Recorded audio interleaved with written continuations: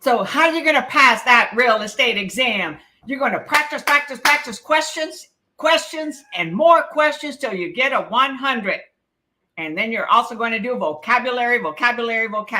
Today we focus on more questions. It takes practice.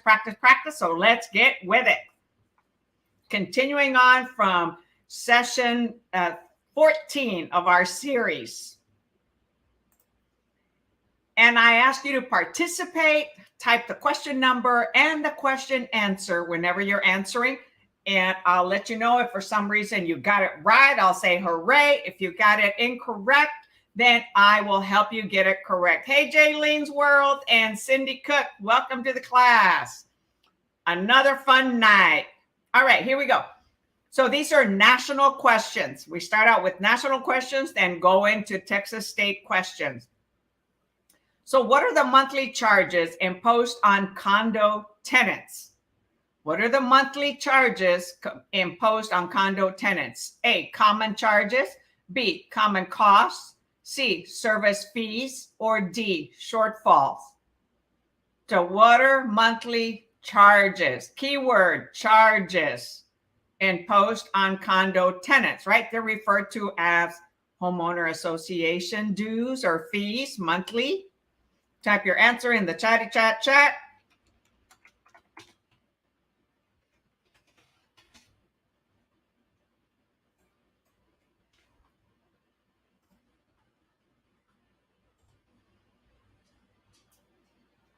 Nobody yet? And you're watching on YouTube? Awesome. Thank you for watching it on YouTube. It helps my algorithm and analytics, right? It helps you to promote it more. And it excites me. No, it is not service fees. Sorry. The answer is common charges, okay? No, it is not service fees. Sorry. So when I pointed out monthly charges, I was stressing to selecting the answer that says charges, right? Because it asked, what are the monthly charges imposed on condo tenants? Well, they are common charges, okay? For the use of common areas like pools, like using pools, the driveway, gated community. Okay, it's common to everyone. The lawn, the trees. So all that is maintained by paying the monthly homeowners association charges. Okay, there are monthly charges that are imposed on condo and con up. Remember, we talked about con up on the last lesson. It meant some of them are commercial, 20% are commercial condos, and the others are co-op properties that are not owned 100%. So these common charges normally cover maintenance of shared spaces, operating expenses of a building, because they pay the water in a lot of condominiums. Okay, the community water. We are responsible for electricity. I say we because I purchased a condo. And they maintain the streets, the driveways, the garage doors, the roof, anything exterior, lawn. You know, it is awesome. Some are very reasonable. For example, mine is a 1-bedroom condo. I pay $232. That includes the water, okay, and trash. Forgot about that. And it's a gated community, so it is reasonable. Others will charge a lot, okay, but some will not. So some are actually quite good for instead of renting, okay, you can purchase a condo. In the past, I didn't believe that condos was a good investment. However, in San Antonio and some major cities, metropolitan areas, they're in high demand, and it's actually an excellent niche to get into. May not be as expensive unless you get into a high rise, you know, like a penthouse condo. Man, those go up to the millions. So there are $1 million condos also out there. Awesome. So that was 46A, common charges. So pay attention when I point out monthly charges. Okay, that's a key word. Number 47. What is the name given to the ratio defined by dividing monthly debt payments to gross monthly income. Okay, so, oh, I almost gave you the answer. So gross monthly income, okay, and then it is divided into the monthly debt payments, or monthly debt payments into the gross income. So what is that called? A, loan to value ratio, B, debt to income ratio, C, earnest money deposit, or D, foreclosure. So it is a ratio, so it's either A or B, okay? And it's defined by dividing monthly debt, your monthly expenses, by the gross income. So this is for getting a loan. The lenders will look at, yeah, it's very good, Destiny. Hi, Jayla. Welcome to tonight. Yes, B, debt to income ratio. Awesome. Hey, y'all are more awake than me. Not really. Just kidding.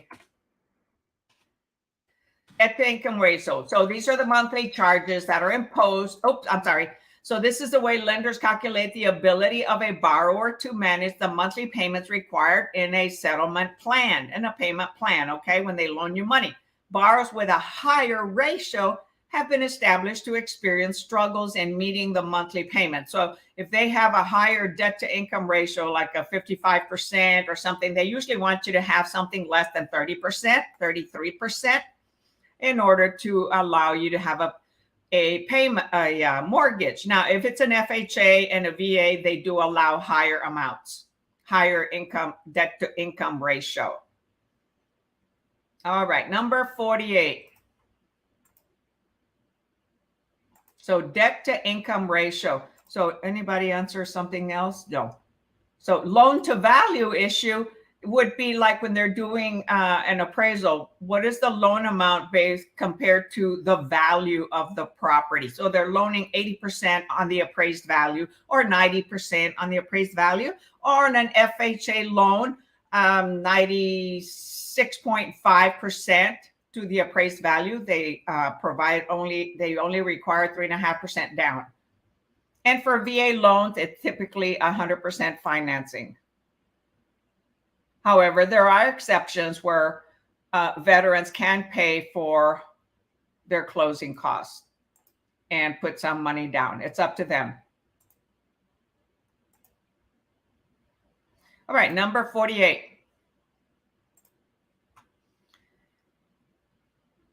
What is the percentage amount of the selling price, okay, the selling price that is deposited by the buyer when closing a real estate transaction? The percentage amount of the selling price that is deposited by a buyer when closing a real estate transaction. Okay, so the key word is the percentage amount of the selling price, okay, the contract price, the offer price, towards the closing of the real estate transaction. Not for just the contract, but towards the closing. So what would that be called? A, down payment. A down payment is an amount paid by the buyer to the seller to say, oh, wow, why did they describe it? A down payment is usually paid from the buyer's savings. Contrary to common belief, there is no set percentage of down payment that should be placed on a property. Oop, they shouldn't have put that there. B, escrow. C, earnest money deposit. Or D, tax abatement. Yes, so Cindy says A. And that is awesome. It is the down payment. So what is the buyer supposed to deposit towards their closing? That is the money they're bringing in addition to what the lender is going to pay, which is the loan. So that is their down payment. So it is an amount paid by the buyer to the seller to secure the property, to buy the property, okay? And not just to secure it, but to buy the property. A down payment is usually paid from the buyer's savings, and the lenders will ask a lot of questions about where did the down payment come from. That's why a loan process can be very tedious for a lot of individuals. Like, why do they want to know all the detail, where the money is coming from? Well, because they want to know that whether it was a gift or not towards your down payment. And gifts are allowed. A certain percentage. Okay.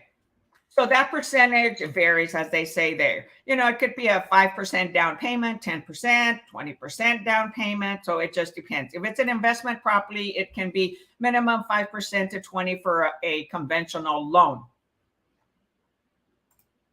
All right, number 49. So did I show the answer? So 49. Let me make it a little bit larger there. Okie dokie. What is earnest money deposit? Okay.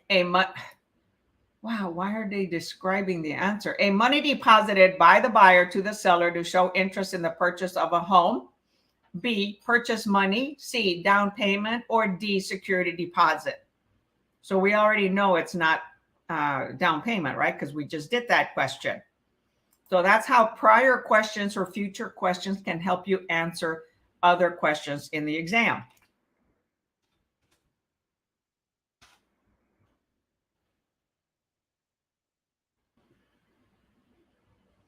So it said money deposited by the buyer to the seller to show interest in the purchase of a home. So that's what they call the good faith money, right? That we give, also known as what? Earnest money deposit. Yes, that is A. Wow. Hi, Ella, and thanks for joining us today. So Ella, Jaylene, Joyla, Cindy, you all are doing awesome. All of you got 49A. Right. It's referred to what as earnest money deposited to show the good faith that they want it. Now, does the earnest money have to be cash or a check or money order or a cashier's check? Answer that question. Does the consideration have to be money? Say yes or no. I should say type yes or no.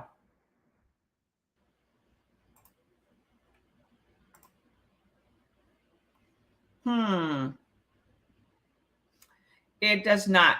The consideration could be a promissory note, a trade on property. It does not have to be cash or in place of cash, right? We don't typically use cash. We use a check or a certified check or money order or direct deposit. So correct, Jaylene, it can be either cash or any other consideration. So Cindy, you're right. It does not have to be cash.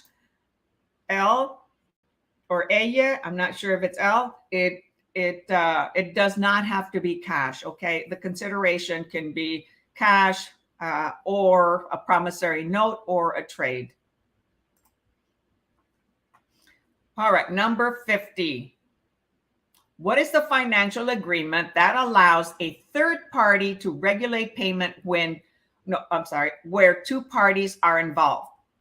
A financial agreement that allows a third party to regulate payment where two parties are involved. A, security deposit. B, sales deposit. C, escrow. Or D, earnest money. A financial agreement that allows a third party, okay, like a lender or a servicing company, to regulate the payment where two parties are involved.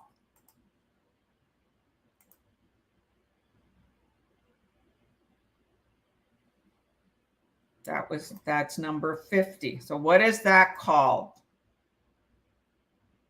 It's kind of also referred to as like a savings account. Yes, escrow. Excellent. So 50 is C, escrow. So this is the arrangement that involves a third party that is neutral to the transaction.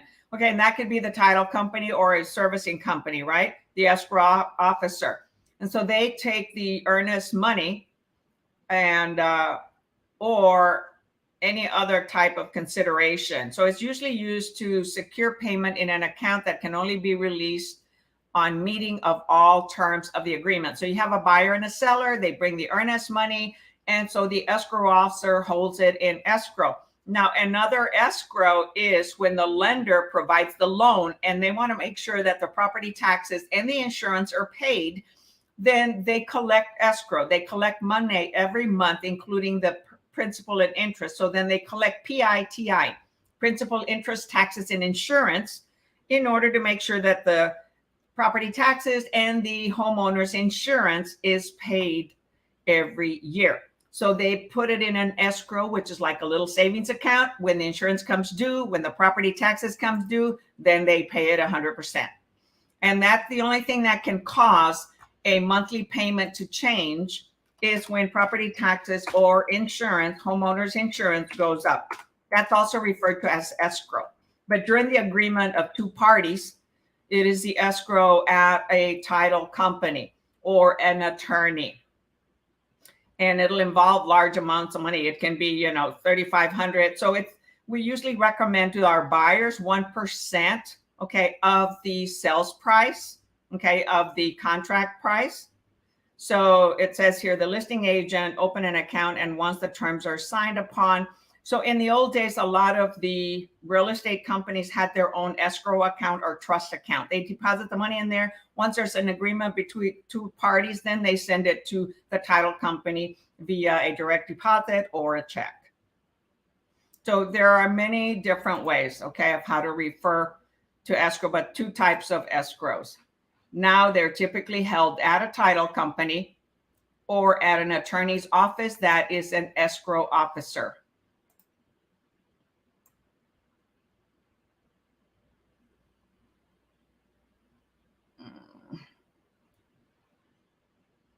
Okay, come on, 51. Okay, there we go, 51. All right, any questions? No. All right. What is the notice given when a tenant is in violation of the lease agreement and is up for eviction? A, notice to cure. B, notice of termination. Notice of intention. C, notice of termination. Or D, notice to quit. So what is that notice given to a tenant who is violating the lease agreement and they are up for eviction? So what steps does the landlord have to take? So what is that notice called?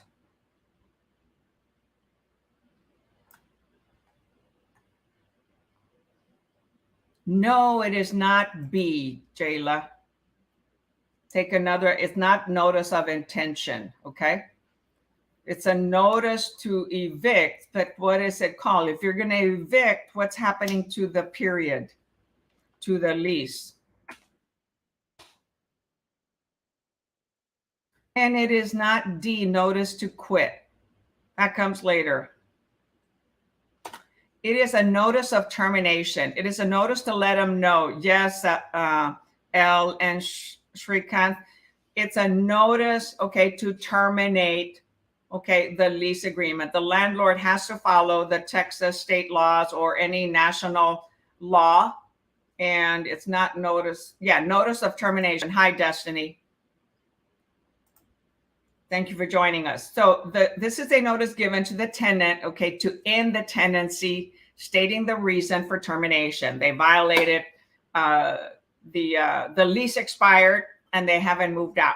They violated a smoking rule. They are in default of payment, or they had a pet they weren't supposed to, or loud noises. Then the landlord has to give a notice, giving them the opportunity to cure it, okay? And if that's what they want to do. And if not, it's like, hey, I'm just going to pursue. Typically, landlords will provide a notice to cure first. However, if it's at the end of the lease agreement, okay, then it's automatically probably a notice of termination and they want them out. And they've got to go through a local justice of the peace, okay? So the notice for termination can be for any type of violation. They've got to put the date by which the tenant is required to vacate the premises and the legal implications of refusing to move, like having to go to court. They can also, appeal it. Okay, but they've got to have good reason why they're going to appeal it. I've been through that. Oh boy, sometimes it can be a challenge to get somebody out, and other times not.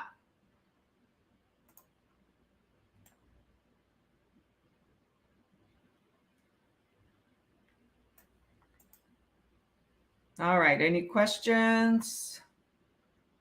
Nope. All right. All right, number 52.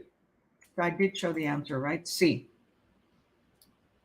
That's for individuals watching the replay. What is the notice given when a squatter, what is a squatter? Okay, definitions, is accommodated without the landlord's consent? A, notice of default. B, notice of intention. C, notice to cure. Or D, notice to quit. So what is the notice given when a squatter is accommodated without the landlord's consent?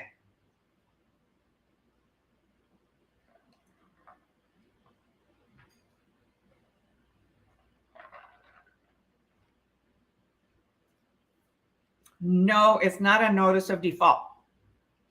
Notice of default is for foreclosures. And it's not a notice to cure, because a squatter is somebody that already was asked to leave, or they moved in to a vacant unit and the landlord's got to get rid of them. So it is actually a notice to quit. Very good, Destiny. It is a notice to quit. Quit being a squatter. Okay? Get out of my apartment. You're causing me sufferance, right? Tenancy by sufferance. When the landlord is suffering because there's an illegal person occupying the apartment, the condo, the house. So this is a notice given by the landlord regarding someone living in the home or an apartment as a squatter. The notice usually states that the tenant is required to vacate the property within 10 days, and the implication of failing to do so, which will be bring the police and boom, out. Okay, they didn't violate the lease agreement. They didn't have one. They're a squatter. So that is a notice to quit.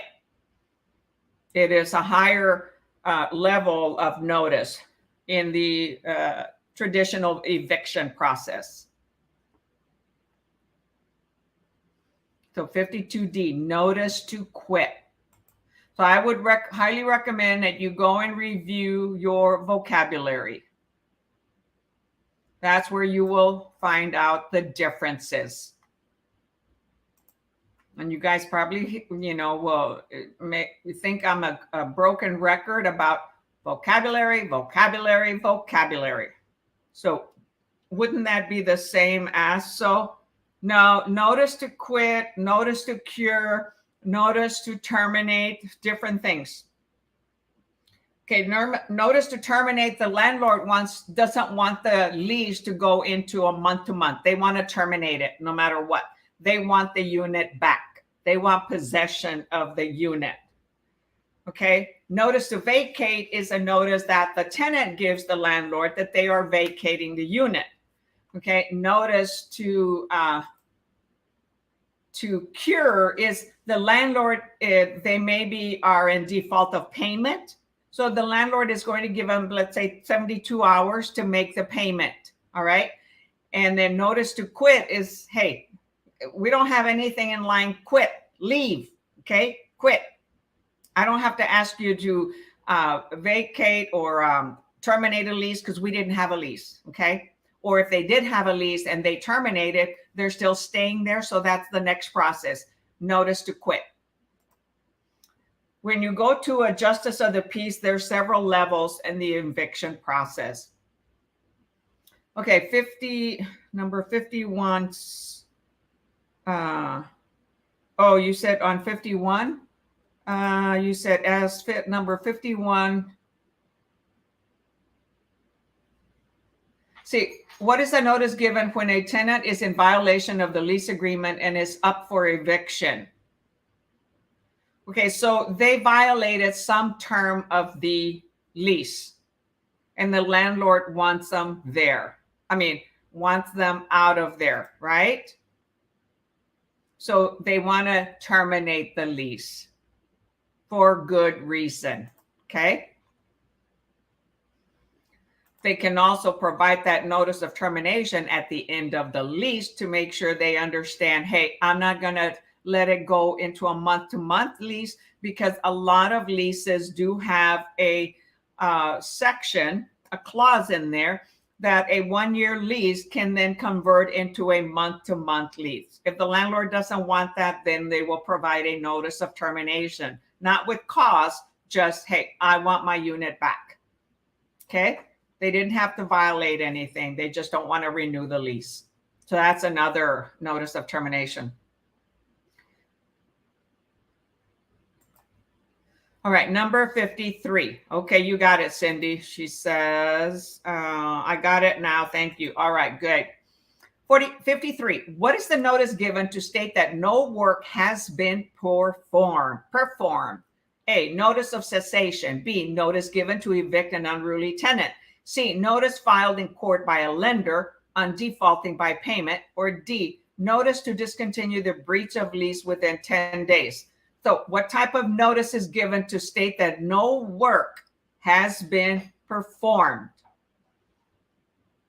So like with a contractor, okay, a builder or somebody else.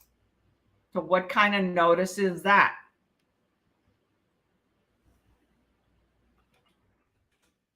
So keywords,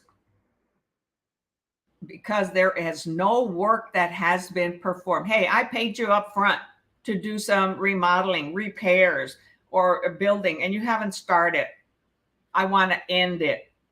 I want to kill it. Okay. So what is that called? What kind of notice is that? Come on, take a risk, take a chance. Every day is a risk. No, it does not have to go to court. Okay, it'll go to a justice of the peace, a small court, when it's delivered, to make sure it's a record. It is correct. 53A. So Cindy, Facebook user, who is that? Ruth. Hi, Ruth. Thank you for joining us. So it is a notice of cessation, notice to end. Okay, an agreement because work was not performed.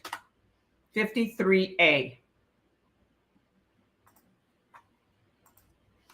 Remember to type the question number and the letter answer when participating, please.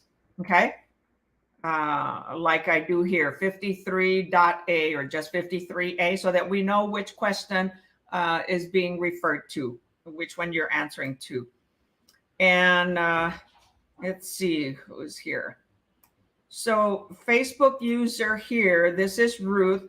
Ruth, go please to StreamYard.com/Facebook and give StreamYard permission to post your Facebook name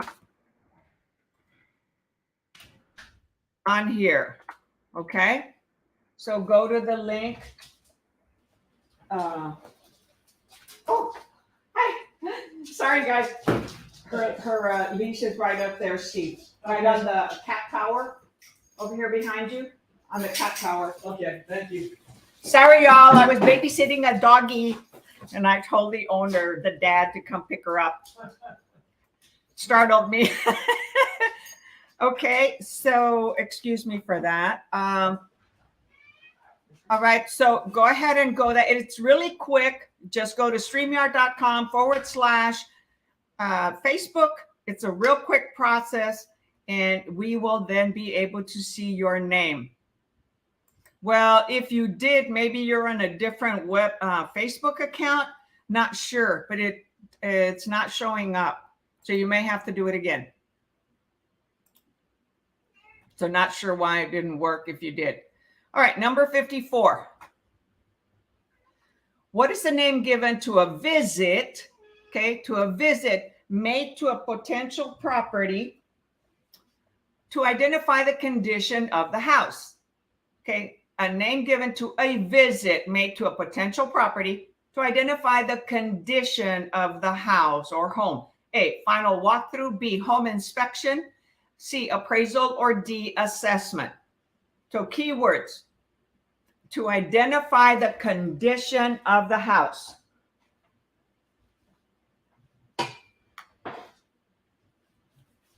Not the value, not to make sure that everything that was there when it was before an offer was made is still there, but a visit made by someone to identify the condition of the house.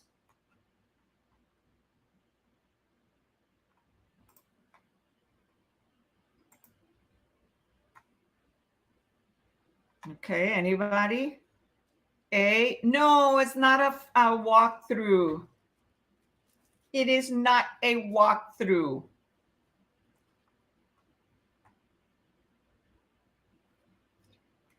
Let's see if anybody answered. Yes, it's a home inspection. Okay, it is a home inspection. So after there's an offer agreed upon by both parties, and the offer, the contract that's been executed has been taken to the escrow officer, then an inspection will be ordered during the option period. Remember that option period? That's when home inspections happen, so that the buyer will be aware of what they're purchasing after a professional inspector licensed by TREC, that's another person that TREC licenses, evaluates the house based on the condition of the home. They test the plumbing fixtures, electrical outlets, the roof, the attic, the foundation, the basement, or under the home, like the pier, the siding, things like that. And then they create an inspection report, present that to the buyer, and then it can go back in the negotiating table and the buyer can ask for repairs. Seller doesn't have to do them. However, if they want to sell the house, they will come to some kind of an agreement. A final walkthrough is just before closing.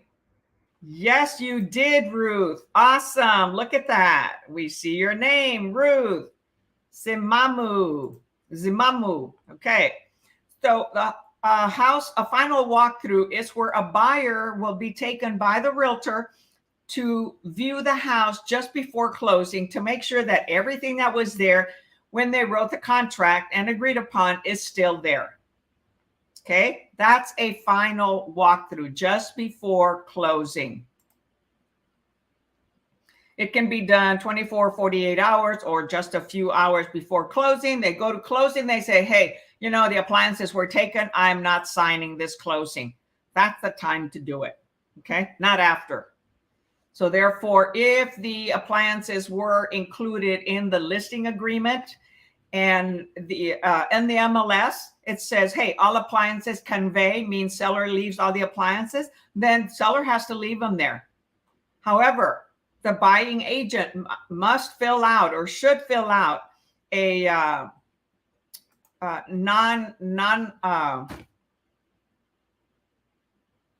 what is it? Fill out an addendum that states that all those appliances are staying. Gosh, it caught me off guard. I can't remember. Non-something addendum. So they don't have to pay for them. That's part of the contract. Okay. And it was on the MLS. So that was number 54. Oh, non-realty items addendum. Okay. So they're personal items that are left behind at no fee or maybe at a fee that the buyer and seller agree upon. Got it? Got it. Okay. Number 55. What mortgage plan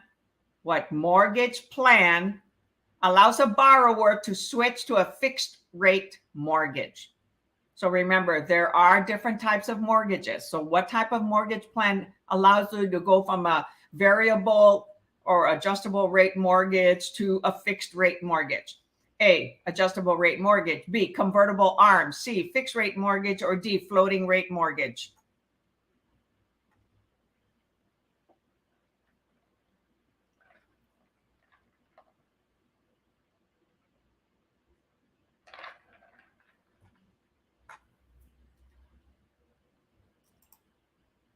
I like that thumbs up, Ruth.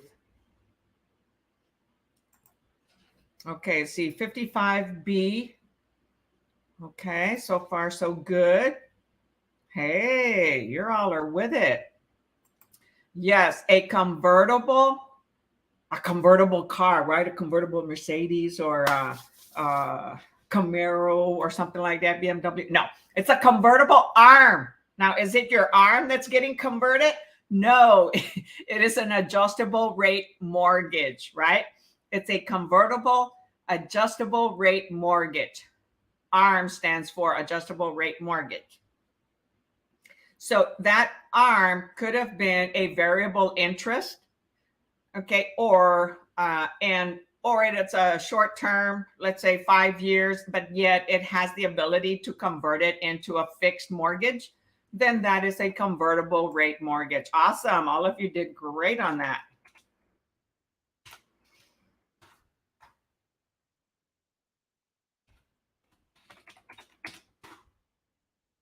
Man, I miss having music. I like to do this with music, but not everybody does.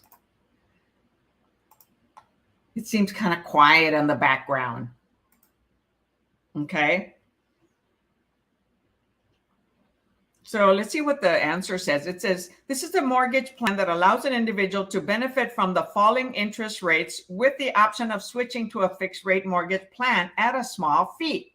This switch can be made within the 2nd to 5th year of the mortgage payment plan. So that's like in a 5-year ARM. Okay, most ARMs are 1, 3, 5, 7, 9, 10. Okay, they're usually odd numbers. So they can, if the interest rate falls, they're allowed to change it with a fee. Okay, within the first, 2nd to 5th year, because the lender wants to make a little bit of money on their interest. You would wonder, why do they have to wait to the 2nd year? Well, they want to make money on the higher interest. 56. What is the situation that arises when an individual that is legally required to make a payment does not fulfill the obligation? A, delinquency, B, default, C, escalation clause, or D, foreclosure? What is the situation that arises when an individual that is legally required to make a payment does not fulfill this obligation? Well, they actually are in default, but foreclosure is a later step, L.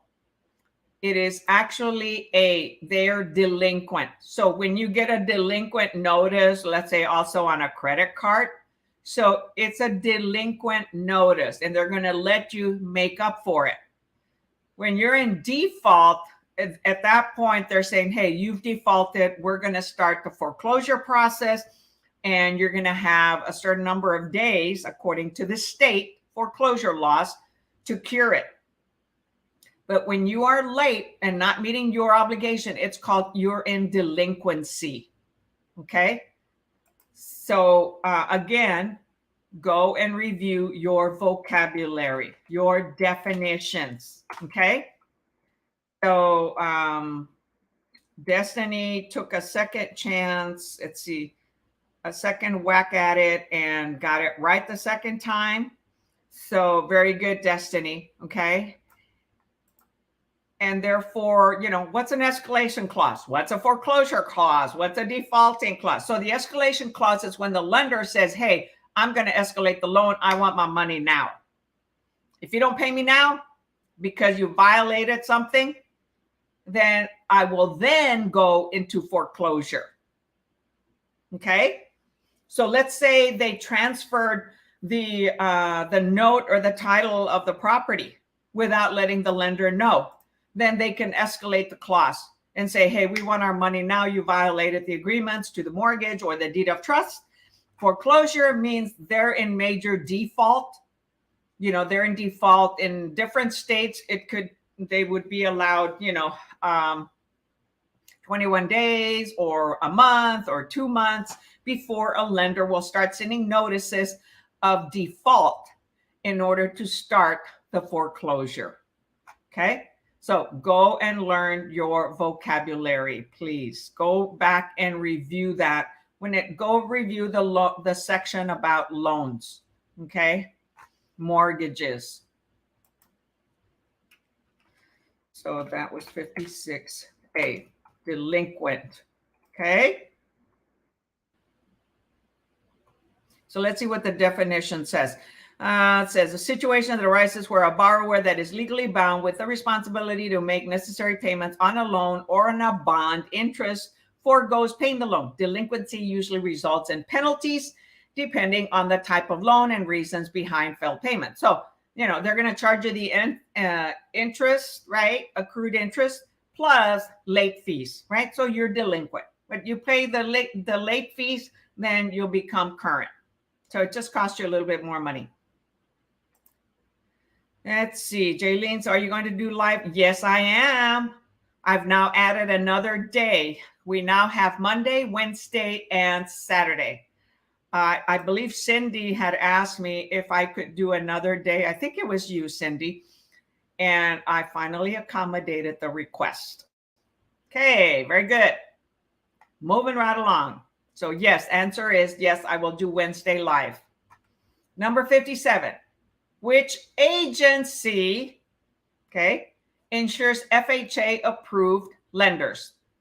So which agency ensures FHA approved lenders? A, CERCLA, B, Consumer Financial Protection Bureau, C, Federal Emergency Management Agency, or D, Federal Housing Administration. Think about it, read them. If you don't know them, again, definitions, okay?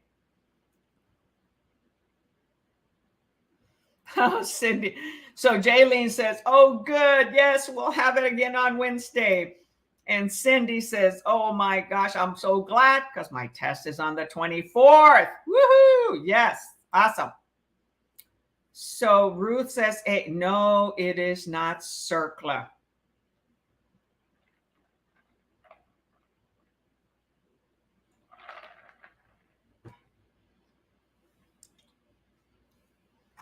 CERCLA has to do with environment, resources. Let's see, I always forget the acronym CERCLA. So I'll tell you real quick what CERCLA is while everybody else is writing here. That CERCLA is Comprehensive Environmental Response, Compensation, and Liability Act. Okay. FHA is by Federal Housing Administration, which agency ensures FHA approved lenders. So FHA loans are insured, okay, by FHA, and they have particular lenders that can provide FHA loans. So if a borrower goes delinquent, FHA covers the 96.5% they did that was financed. Okay. Hi, Yesenia. Thanks for joining us. So 57 is D. Very good, Yesenia, Cindy, Jaylene, Jayla. No, Consumer Financial Protection and Agency. Okay, that's like the credit bureau, right? So it is Federal Housing Administration. So go back and review, what does FHA stand for and what agency insures. So FHA insures loans, okay, for approved lenders. VA guarantees loans to approved lenders. That's a must to know. You will more than likely see that question in the exam, something similar. Okay. So I'm not trying to be mean and say, hey, go study vocabulary, but that's why you attend this. That's why we do this, or I do this, right? To help you realize where you need to go back and study. That's why I like you to participate so that I can help you out. And my classes are different than most other YouTube instructors, okay, or real estate instructors of not just giving you the question number, reading the question and reading the answer. I go into more detail, explain it, give you personal experience so that you understand it and give you examples.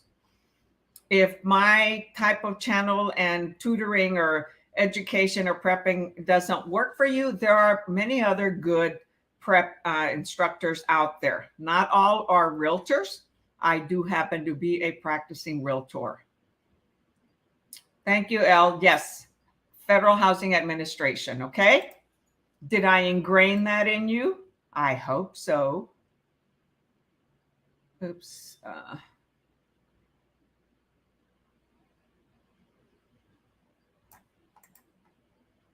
I'm going to have to go small here in order to fit this on one page. Okay, there we go. 58. All right, any questions? No. And I mentioned what was CERCLA, right? It was comprehensive environmental response, compensation, and liability. Okay. It has to do with, getting rid of unacceptable hazardous waste practices and managing. All right, number 58.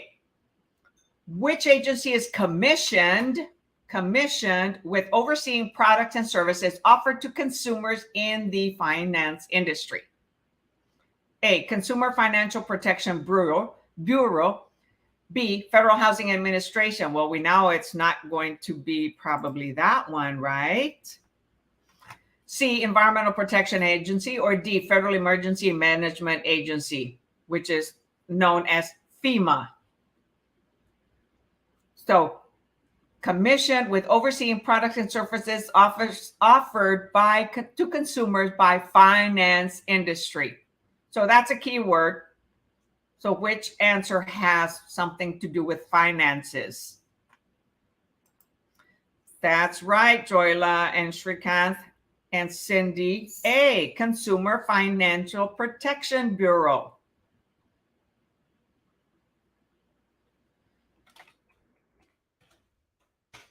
And individuals that are sometimes charged wrongfully by someone, they can file a dispute with the credit bureau. And the credit bureau will go to that vendor to try to get their money back or find out, what actually happened. They listen to both sides. Takes a little time, but it is good. I have done that before, and it also helps, improve your credit score when something wrong is reported incorrectly. All right, number 59. So y'all did awesome on that one.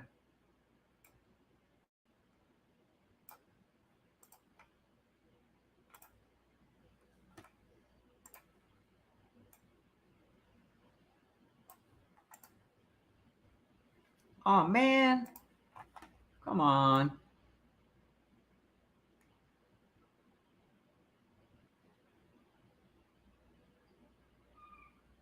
Dang it. It's not. Okay, there we go. 59. Oops. Oh, man, I had it.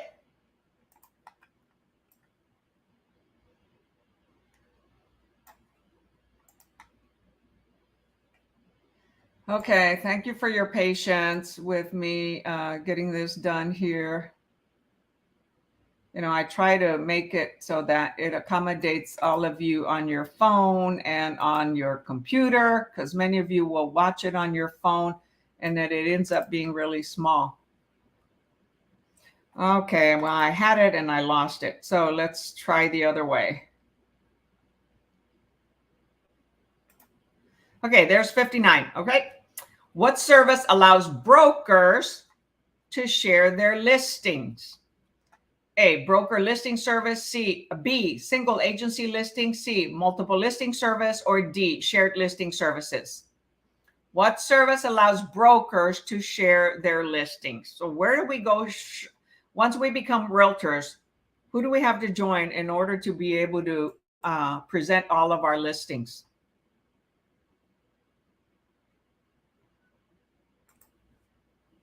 Type your answer in the chatty chat.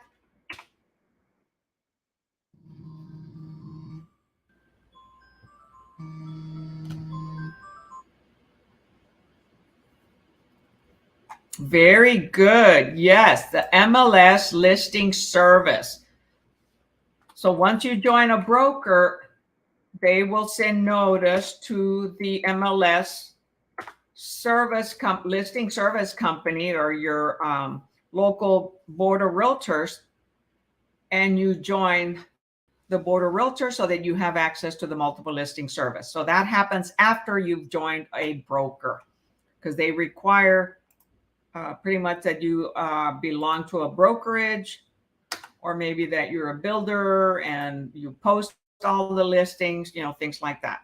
They have requirements. Everybody has to apply. That'll be an application fee that you'll have to pay for, in addition to a broker fee for joining, your sponsor. Okay, so 59 is C, multiple listing service, right? Right. Number 60. What is the contract covering? Household maintenance systems. Contract covering household maintenance systems.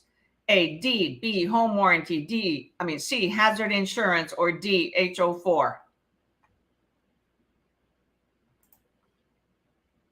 You may not be familiar with this, so you'll need to go and review your vocabulary, although I have mentioned it in other questions. Okay, Yesenia says B. B with a question mark. That's awesome. You guys are doing great. Yes, it is the home warranty. So those are usually yearly, different from the hazard and homeowners insurance, right? That covers the whole house. The home warranty is for appliances, electrical inside, plumbing inside, fixtures, and things like that. They only repair items that were originally working, and then they require maintenance or repair.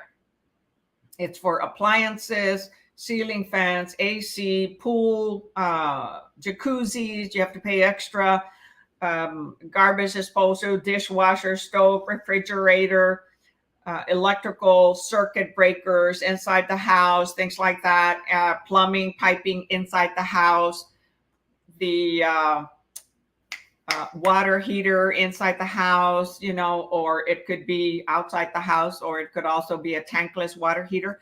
So it repairs that by paying a minimal service fee, okay, for the contractor to come and repair it.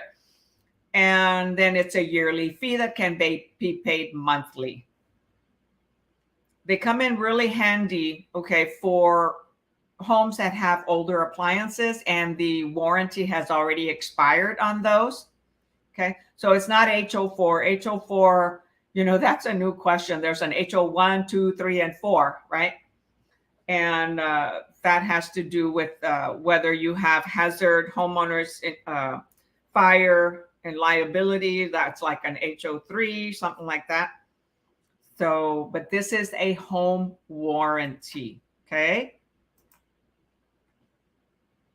Home warranty. Go check out your vocabulary. Okay, we've done 20 questions, right? We started with, let's see, what did we start with? No, we started with 46, right?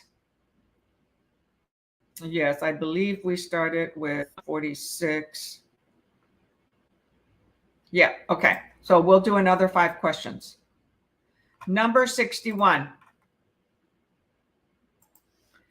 What is the name given to a real estate transaction where buyers outbid each other for the property? A, acceleration clause. B, escalation clause. C, public auction. D, tender.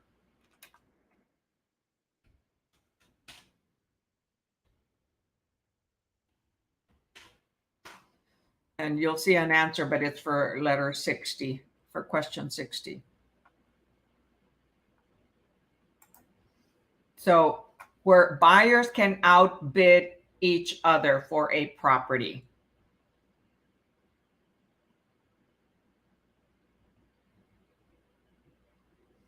What is the name given to a real estate transaction where buyers outbid each other for the property? Well, there is a clause.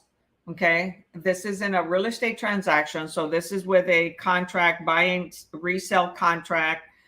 And it's almost like an auction, but it's not a public auction. Okay. This is a real estate transaction auction. Public auctions can be any other personal property. Okay. So it's not a public auction.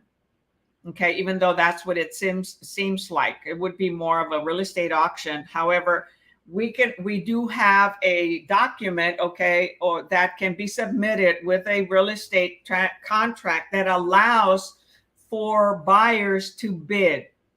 And yes, it's a type of auction. It is an auction, but it is a escalation clause. So in other words, they say, if you have 20 bidders, I want you to automatically escalate my offer by 1,000. After, let's say somebody presents 500,000. So they have a clause in their contract, and that buyer's realtor can automatically go to 500 and 1,000. And it keeps going up and up until they meet, let's say they only want to increase it by 10,000 or 20,000, but in a $1,000 amount. So all the buyers will be able to have that option. And so the seller allows this. And it's typically with banks, and it could be with owners, depending on how they proceed to do the availability of making bids. Okay. So this is in the contract that allows a buyer to set a selling price, but any offers higher than the stated price will automatically lead to an increase in the set price. So 501, it can go to 502, 503. Somebody else bids 504. Theirs will go to 505. So this gives the seller an option to outbid each other, and it gives the buyers an option to outbid each other and help in making the decision for the sales price. So they don't have to keep going back and forth to the seller and the buyer, signing documents and extending the process. So it's like an internal auction, but they already have instead of being there holding a card and say, hey, I bid 1,000 more. Hey, I bid 2,000 more. This is done in writing in advance. Okay. So that is called an escalation clause. They could have said, okay, what is the clause called, right? That would have been a better term, because yeah, it's automatic to think it's a public auction. Okay, but it is not. Sorry about that. I mean, it is an auction, but it's a different kind of auction, because it has to be done virtually. Okay. And that's when we're now in the virtual world. So they do it online, blah, blah, blah, and they give a limit. Okay. That's an escalation clause. So it'll automatically keep going up until they reach that limit. Okay. The buyer doesn't have to go in and keep rebidding. All right. I hope that helps a little bit. Okay. It is a different type of question, and you may or may never have to deal with it, but you might. Okay. So that was 61. Did I type the right answer? I'm sorry. I typed 61C on Facebook. Hold on. Let me correct that. Oh no, that was B. It is. No, I did type 61C. Where is my answer? Okay, so for those who are watching the replay, I should have typed 61B, not 61C. So my apologies for that. So you have to keep an eye on me, okay? So the answer is 61B, escalation clause. Excuse me for that. Okay. And so you're going to see here that I said, 61B, but that was supposed to be for the prior answer. Okay. So sorry about that. It should have been 60B there. So the correct answer here is 61B. All right. Not C. Okay. 62. What is the name given to a notice given showing interest in a property? What is the name given to a notice given showing interest in a property? A, notice of cessation. B, notice to cure. C, notice of default. Or D, notice of intent. Okay, we already covered the other three of them, okay? And I explained A, B, and C. I didn't explain D. So I'm basically giving you the name. Hi, Denise. How's it going? Denise is one of my niece's friends. Can you imagine? What a small world.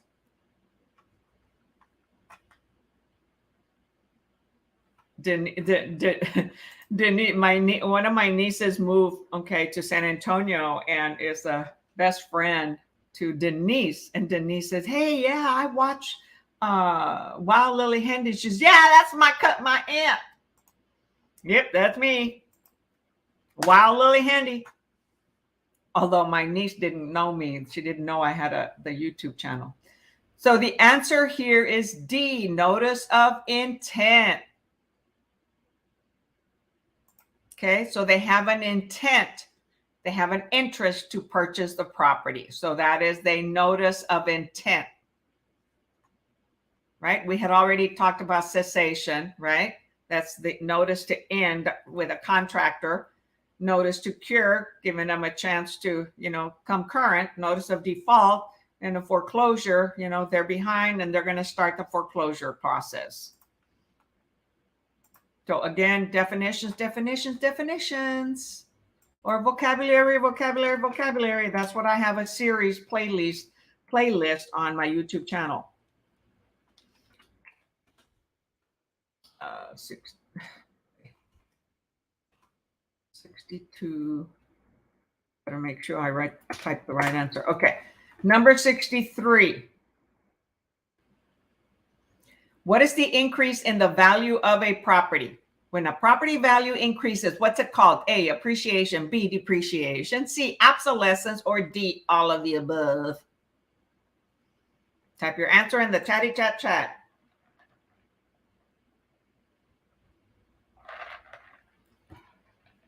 Well, not just the answer, the question number and the answer.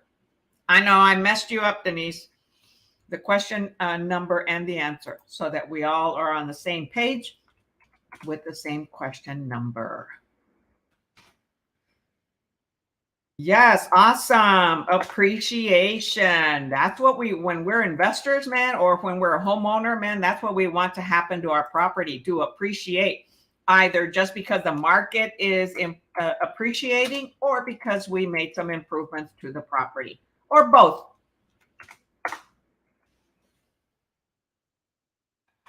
Very good, very good. Sehr gut, sehr gut. In German. I used to speak German. All right, number 64. What is the mortgage payment plan that involves making payments every fortnight? There is a game called Fortnight, right? But A, balloon mortgage. B, biweekly mortgage. C, blanket mortgage. Or D, graduated mortgage. So a payment plan, mortgage payment plan that involves making payments every fortnight. So what is fortnight, you would ask? We don't normally refer to it as that. So put your thinking, how do you call it? Thinking cap on.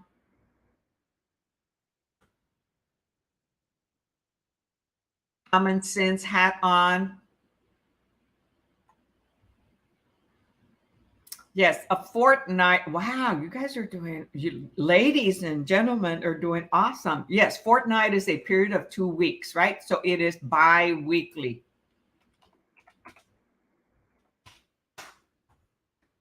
I think the one of the games kids play is called Fortnite.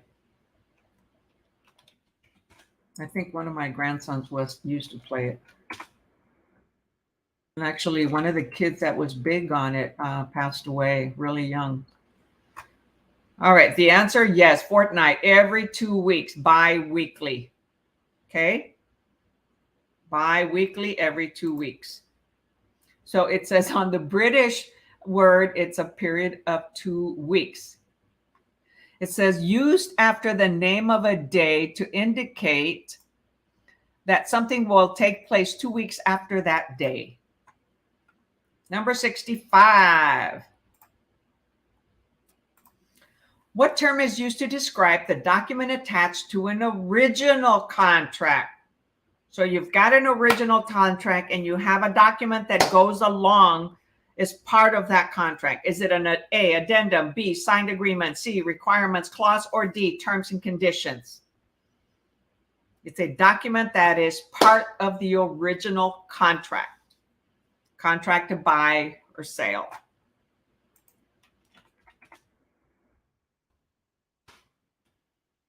All right, Denise and Jayla. I think it's Jayla. Is it Joyla?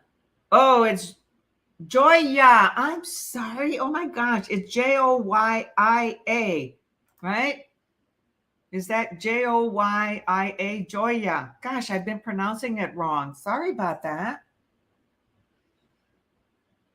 All right. Yes. 65A. It is an addendum, right? It is part of the contract and goes along, is presented with the original contract. Awesome, awesome, awesome. Okay, we've done 20 questions. We've done an hour. I think it's time to move on to Texas state questions. So for anyone who came on a little bit late, we had up to like 15 or 16 individuals. We've been doing national questions, all right? And our second half of the prep session is Texas state questions. So Ruth, you're very welcome. Joya, I'm so sorry, Joya. That's all right. We screw up, right? All right. So I got it right. I finally got to see it, right? I've got contacts on. And Ruth said, oh, you're the best. Hey, I love comments like that. Yeah, man. So any of you who are watching it on Facebook, next time you come, please watch it on YouTube. Because remember, YouTube gives me increased watching hours and it allows YouTube to promote my channel, and my analytics and my hours of people watching will increase. Other people will start to want to advertise on it, and then YouTube will start paying me, right? Because one thing that happens on YouTube is we get paid, and I didn't know that until 2 years ago, or less than, about 2 years ago. All right, so any questions on national questions before we move on to state? This is the time to ask. So remember, you all, this is Wild Lillie Handy coming to you from San Antonio, Texas with YouTube Agent Prep and Facebook Agent Prep. I've been doing this for 9 years, a little bit more than that, on live and on Facebook. On YouTube, started November of 2020. And this is to help you prepare for your real estate exams.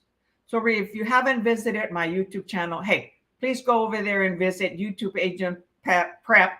Tap that subscribe button. Click that little bell so you're the first to get notified every time I go live or upload a video. And tap the thumbs up, okay? Give me a love. Send me some love, okay? Send me some smiles. Let me know that you find this useful and that it's helping you prepare for your exams. All right? Awesome. And I am also a realtor, practicing realtor. So once you pass your exams, you're going to be interviewing and you're going to have a lot of recruiters coming after you, trying to get you to go to their brokerage.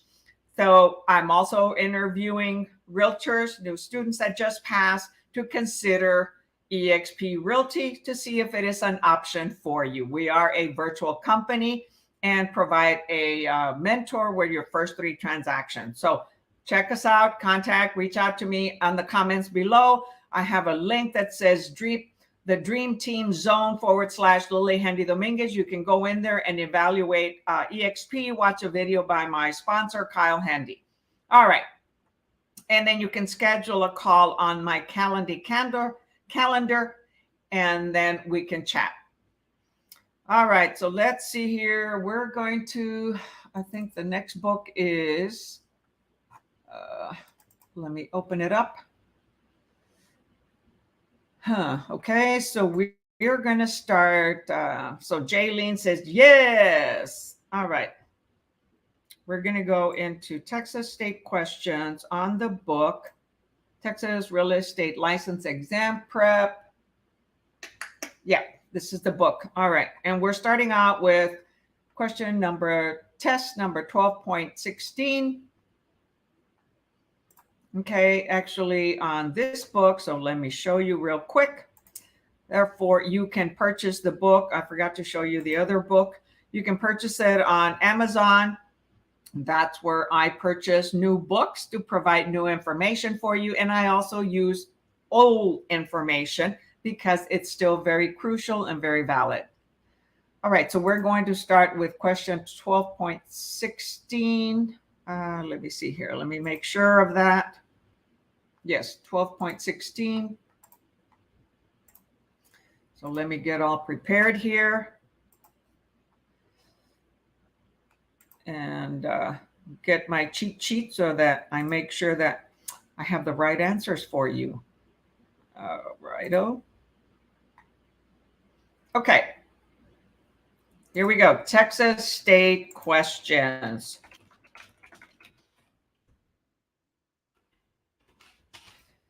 And if you're taking your exam anytime soon, hey, let us know so that we can cheer you and maybe put in a prayer, guide you, give you any last minute advice.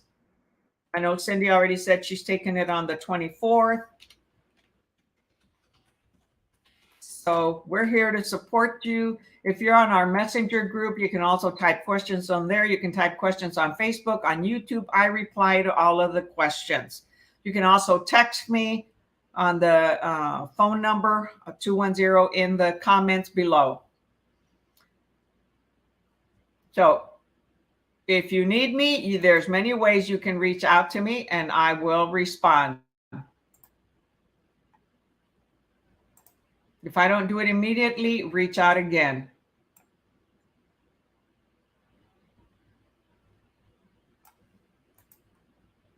All right, oh man. This is going to come out a little small, y'all. Because of the font. Okay, there's number 16. All right. Get your Texas thinking cap on. Which of the following is true regarding the maintenance of one's license status? Maintenance of one's license status. Which one is true? So 3 are false, 1 is true. A, deactivating brokers must give sponsored agents, sales agents, a 30-day advance notice from the date of application. B, a sponsoring broker has to notify TREC of sales agent firing within 1 week of the occurrence. B, to reactivate broker license, the broker must satisfy all CE requirements and take a 3-hour ethics update course. D, to reactivate a sales agent license, licensees must complete a 3-hour legal update course. So which one is a true statement regarding one's license?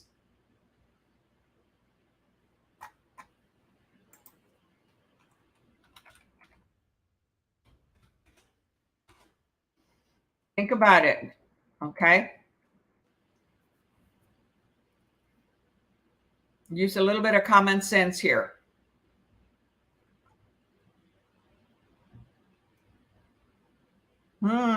Okay, I'm going to give you the answer. The answer is A, deactivating brokers. So if some broker is going to shut their office, they're going to deactivate their license, they're going to go inactive. They must give their sponsored realtor sales agents a 30-day advance notice from the date of the application. Okay, so that those sales agents, all right, can have time to find another broker. So sponsoring brokers, okay, must give all subordinate agents, that's all of us that hang our license with a broker, 30 days notice of any application to deactivate their license. That means they're applying to TREC and informing them that they're going to cancel, go inactive. The notice period is timed to the application date. So 12.16 is A. Give us notice. So that one is a true statement. The others are false, saying sponsoring broker has to notify Treck sales agent firing within 1 week of the occurrence. No, immediately. Reactivate a broker license. Broker must satisfy all CE requirements and take a 3 hours ethics course. No, that they may have already taken the ethics course. D, to reactivate a sales agent must also complete 3 hour legal update course. No, they're actually 4 hour legal update courses, not 3 hours. Okay. And we actually have to take 2 of them, 2 4 hours, legal update 1 and legal update 2. And those total to 4 hours each. That's 8 hours plus an additional elective of 10 hours. So Denise got it. All right. So you all got it? So brokers have to give us sufficient time to know that they are deactivating their license. Okay, and our brokers, right, they're the ones that help us. They're our sponsor. That's where we hang our license, right? Now, in other states like Oregon, a broker is considered a salesperson. The principal broker, which I used to be, is what is called a broker here in Texas. So you have to pay attention to what state you're dealing with if you were to be, let's say, getting a license in another state. Okay, so that's the end of test number 12, okay? And let's see here. So we're now going to start the topic. So that had to do with licensing. So now we're doing test number 13, which has to do with standards of conduct in brokerage practice. So when answering any of those questions, think about how we conduct real estate, okay? The standards of conduct in brokerage practice, okay? I believe chapter 12, let's see here, had to do with licensing. Let's see here. So yeah, number 12 with licensing regulations, okay? Okay, you can't answer me, so I'll answer for you. Okay, got it.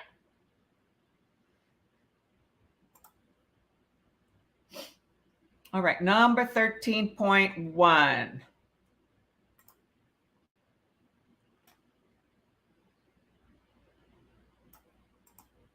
Okay, it's going to be a little small.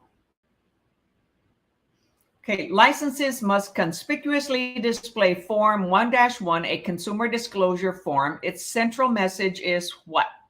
Form 1-1, the consumer disclosure form, okay, by Texas. A, licensees should abide by a rule, caveat emptor, or let the buyer beware. B, licensees do not necessarily represent the party who compensates them. C, Treck maintains a recovery fund that may be used to satisfy judgments against licensees who have violated the law. D, licensees are not bound by any duty to maintain confidentiality in their dealings with customers and clients. Hey, Brenda Lee Gonzalez, welcome to the group, or welcome to the Texas State Practice Prep we're doing right now, Texas questions. So type your answer on question 13.1 in the Chatty Cat chat, the question number and the answer. So what is this form that we must display? Okay, so far I have Joya saying 1C.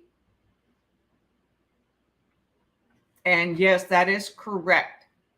So it is the Treck maintains a recovery fund that may be used to satisfy judgments against licensees who have violated the law.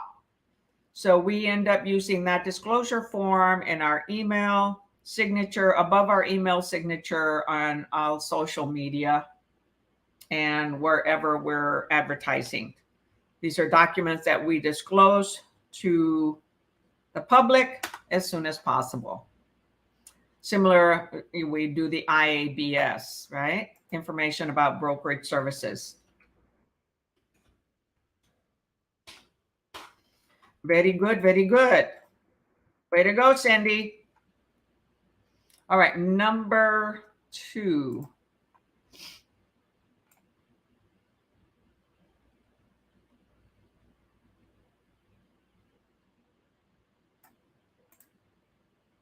There we go.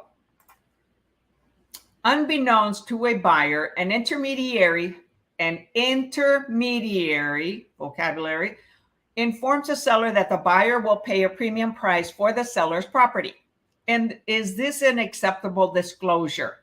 So unbeknownst to a buyer, an intermediary, who's the intermediary, informs a seller that the buyer will pay a premium price for the seller's property.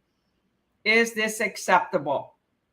A, yes, since the intermediary represents the seller, he is acting in his seller's best interest. B, yes, since the common knowledge that the buyer is at a very tight deadline to move in. C, no, since the intermediary did not receive the buyer's authorization to make such a disclosure. Or D, no, since the disclosure violates the agent's fiduciary duty to the buyer. And yeah, that was it. So when we're an intermediary, can we disclose?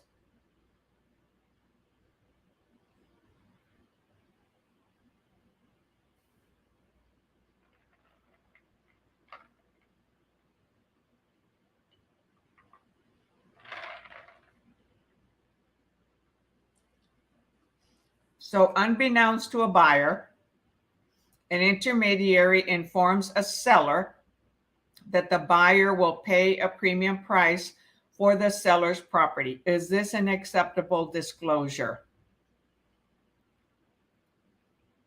So if they're an intermediary, right, the broker is representing what? Both sides.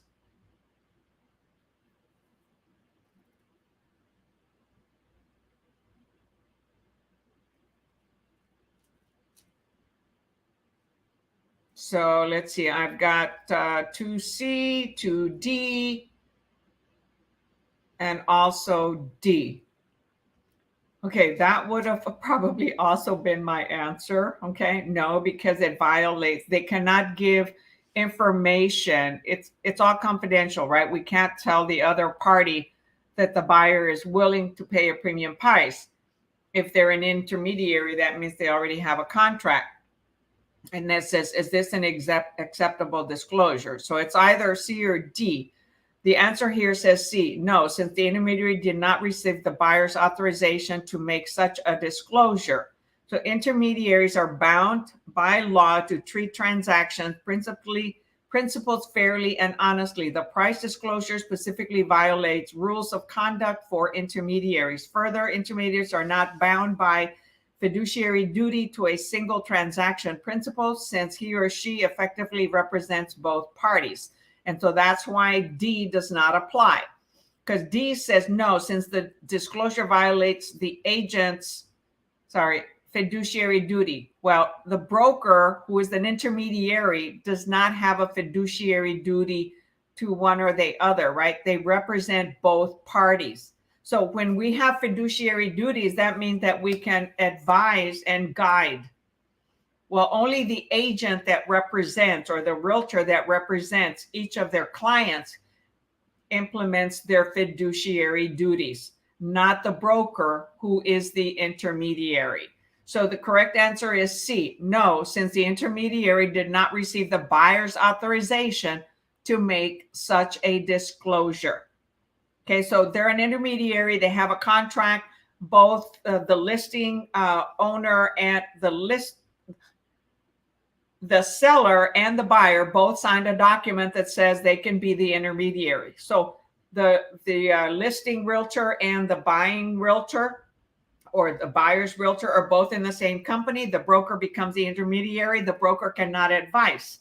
However, if that buyer gives authorization to disclose that, then they can. So the broker is not violating agent's fiduciary, because they're not the immediate agent with each of the clients. Got it? Okay, Joya says she's got it. So Jaylene said C. Very good. That was a tricky one, actually. And the little keywords here, the reason why it's tricky on D is because you would think, okay, well, that's violating our fiduciary duties, right? Well, it's the agent's fiduciary duties, not the broker that is the intermediary. Okay. Hope I explained that well and I didn't confuse everybody.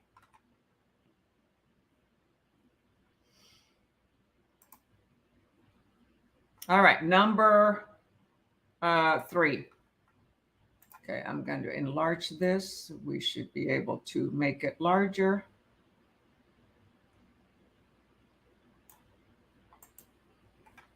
Okay, number 3. Moving right along. A licensee who is charged with felony fraud pleads no lo contendere, no contest, right? And all charges are dismissed. In this case, the licensee is what? A, may have his license suspended or revoked. B, must notify the real estate commission of the guilty plea. C, is exempted from any commission notification since there was no guilty plea. Or D, has done nothing wrong.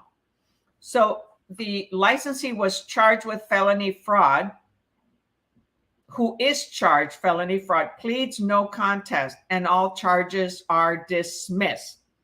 So they don't get a felony, right? They are being charged, but then they are dismissed. So in this case, what does the licensee have to do? Or what could happen to that licensee's license? So far, I have an answer of B, C. I'm going to disappoint all of you. So A is the answer. They may have the license suspended or revoked because, you know, they came out in the public and they were charged of a felony fraud, but they pleaded no contest. And then all charges are dismissed. So dismissed by the person who made the complaint or by the judge. So the I didn't read all no, I did. So the answer according to the book says A, may have his or her license suspended or revoked. Doesn't mean they will. It says may. So the licensee must notify TREC of any felony proceeding where the licensee pleaded guilty or no lo contendere, meaning no contest. So we as the licensee, if we are being charged, even if they were dismissed, but we filed guilty or no contest, we have to inform TREC, and TREC will evaluate that and make a decision as to whether they would suspend or revoke. It says may, doesn't mean that they will. It says they may. Okay, Cindy says hit the wrong letter, but was going to say C. It's actually A. Okay, so the answer is 13.3A. They have to inform TREC if they pleaded guilty or no contest, which is no lo contendere, Italian or Latin. Italian. No lo contendere. Okay. And I think Denise had said the previous question was tricky. Yes, it was. Little bitty word really makes a big difference. Oh, darn. I forgot to type 13.2. What was 13.2?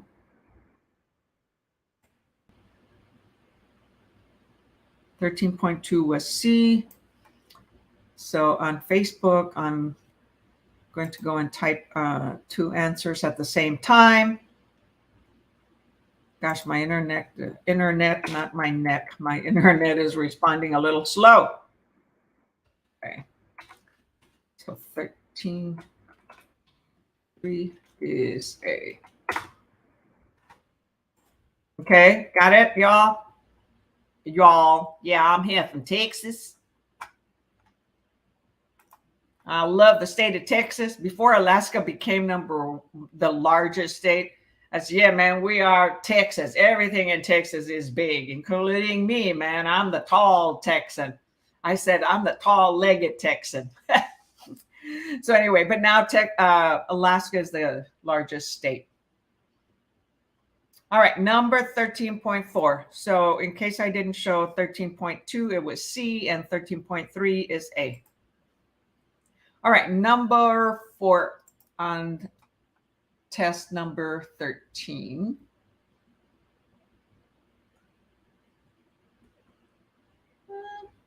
A little bit. Oh, come on, number 4. Come on, one page. No, it's not going to work.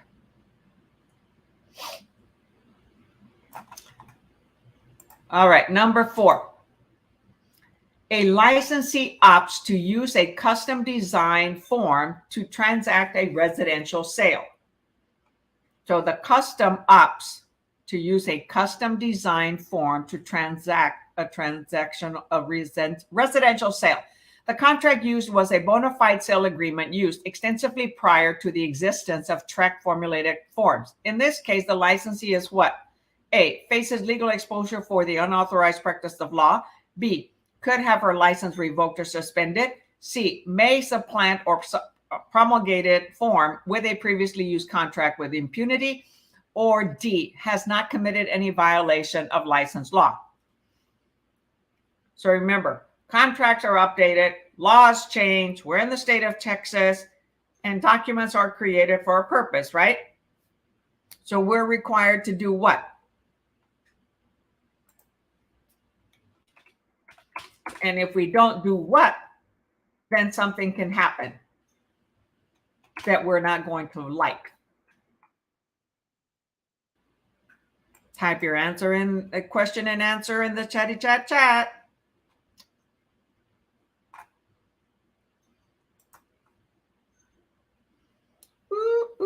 No answers yet. Okay, Cindy says B. Anyone else?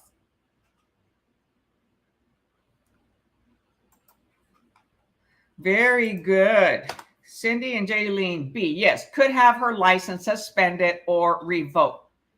He or she could have her license suspended or revoked. Very good.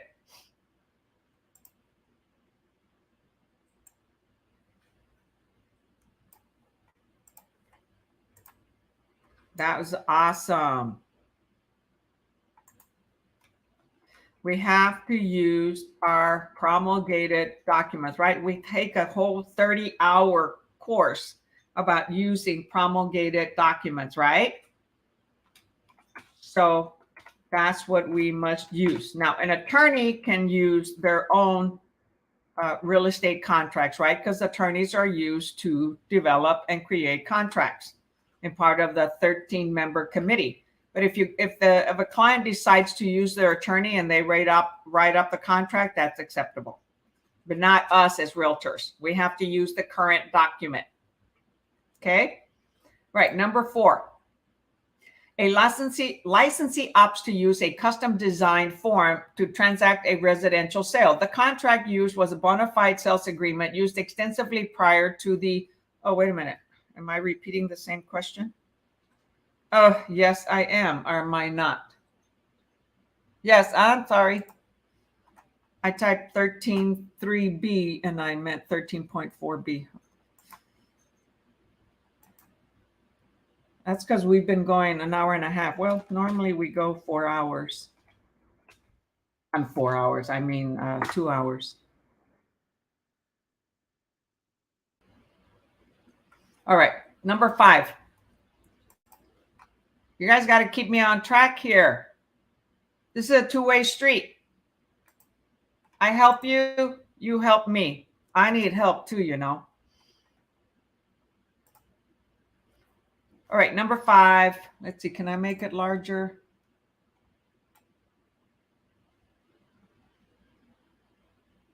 Nope, doesn't like it. Okay, number 5. Which of the following is a license law violation? Okay, so one of them is a violation of our license law, TRELA. A, failing to retain trust fund records for the required 6 years. B, advertising listings without an advertising license. C, failing to recommend that a buyer obtain an inspection on a transaction. Or D, Failing to disclose a previous licensed tenancy from another state on the license application. Which one is violating a license law?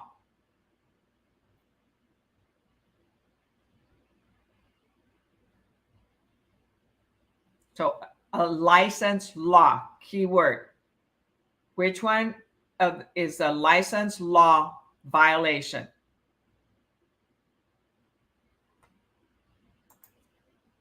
Aileen says D. Anyone else?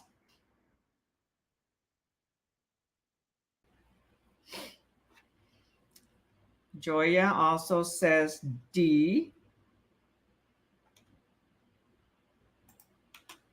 Come on, there's quite a few of you on here. Take a risk, type the answer and question number and the answer, and let me help you if for some reason you were to select the wrong one. Very good. That's awesome. Y'all are on a roll. Yes, it is D. Oh, not C, Cindy. It is D. Failing to disclose a previous licensed tenancy. Sorry about that. When I moved the cursor. Failing to disclose a previous licensed tenancy from another state on the license application. So we are required to mention that if we have a license in another state. C is not a violation of the law. B, advertising without an advertising license is not a license law violation. And A, failing to retain trust fund records for the required 6 years, neither, right? Ours is 4 years. So none of those are the license law. The last one gives you a little clue by stating on the license application and previous license tenancy. Okay, so it is illegal to try to obtain a license by neglect or intentional misrepresentation on the application. By contrast, it is not illegal to not recommend an inspection and blah, blah, blah, which I already stated.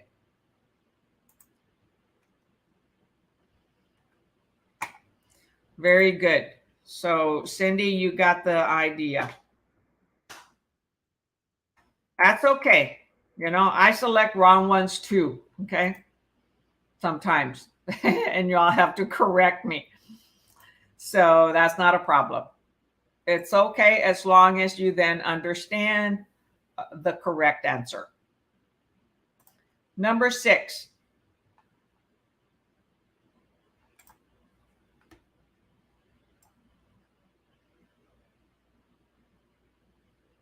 I guess that'll be. A sales agent is interested in selling a duplex they own that is not making enough money. In fact, the units are in the red with no end in sight. Which of the following is true? So a sales agent wants to sell their property, okay? A, the licensee is barred from personally selling the property since he is licensed. He or she is licensed. B, the sales agent may sell the property provided they disclose the loss in a pro forma profit projection. C, the licensee may sell the property without restrictions regardless of the profitability. Or D, the sales agent may sell the property provided they make proper disclosure as to their license status.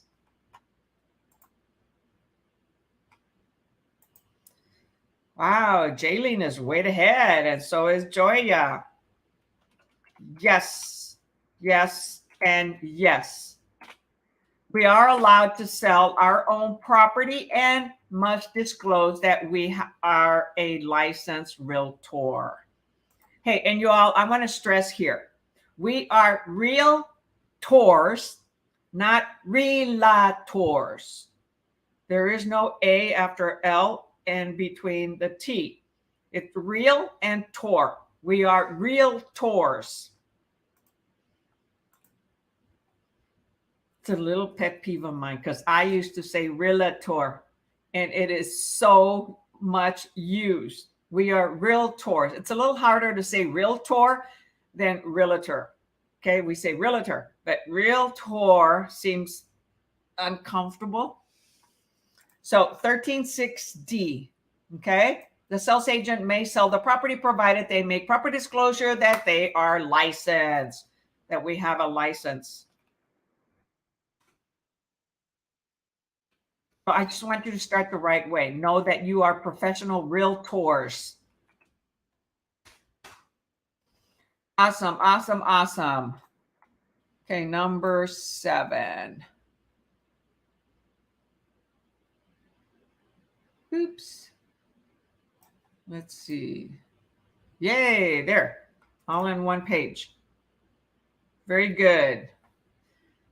I like that. Brenda Lee. I like that name. Number 13.7.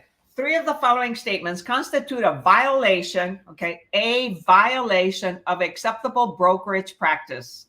And 1 statement represents acceptable practice, which is not a violation. Okay, so 3 are violations, 1 is not. A sales agent tells a buyer that the seller can paint the house in 2 days, a job that takes 4 days. B, a sales agent places a new sign on a property advertising a reduced price, despite the fact that the listing expires in less than a week. C, a broker uses $500 from their trust fund to pay a personal fee and redeposit the money back into the account within 24 hours. D, a sales agent tells a buyer that they guarantee the property will appreciate as it has for the last 10 years. Which one is not a violation? Type your answer and question in the chatty chat.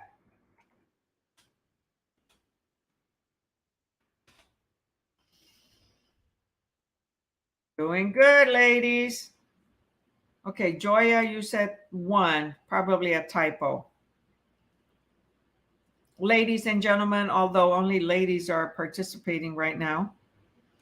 Yes, the answer is B. A sales agent places a new sign on a property advertising a reduced price, despite the fact that the listing expires in less than a week. That's okay, right? We're working towards getting an offer now before it expires.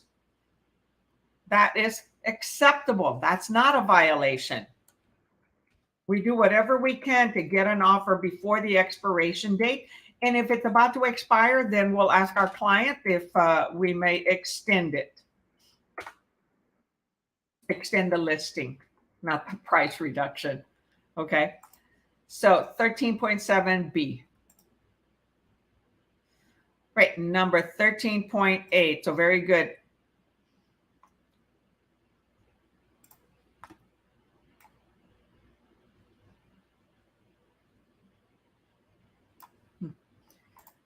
Which of the following statements would subject a licensee's license to suspension or revocation? So one of the following statements will cause the licensee to be suspended or revoke their license. A, including a broker's business identification on an advertisement. B, receiving a 10% commission on a property sale when the going rate is 6%. C, placing an excess number of signs on a property for sale. D, persuading a represented seller to hold off on selling until the listing price ends, at which time the sales agent can get her a much better price.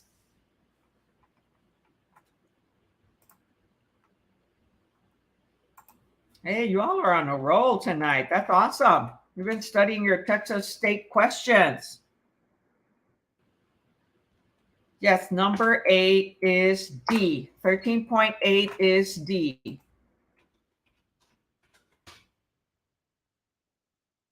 Awesome, awesome, awesome. That is correct. 13.AD, persuading a represented seller to hold off on selling until the listing price period ends, at which time the sales agent can get her a much better price. We do it during the listing. Okay? We don't hold off on selling a property. Our job is to market the property and attract a ready, willing, and ready buyer, either on our own or through another realtor, another brokerage. All right, number 9. 3 of the following are license law violations, right? Because this is all about conduct, and real estate. These are all what these questions are. And it's not. 3 of the following are license law violations, and 1 is not. Which one is not? Okay, not a violation. So 3 are wrong. 1 is true. Not a violation. A licensee forgets to mail a copy of a signed transaction document to a principal. B, a broker distributes trust funds during a closing. C, a broker makes one monthly deposit into the trust fund on the first business day of every month. Or D, informs a prospective buyer that a property might still be for sale even though the sale has closed. So which one is not a violation?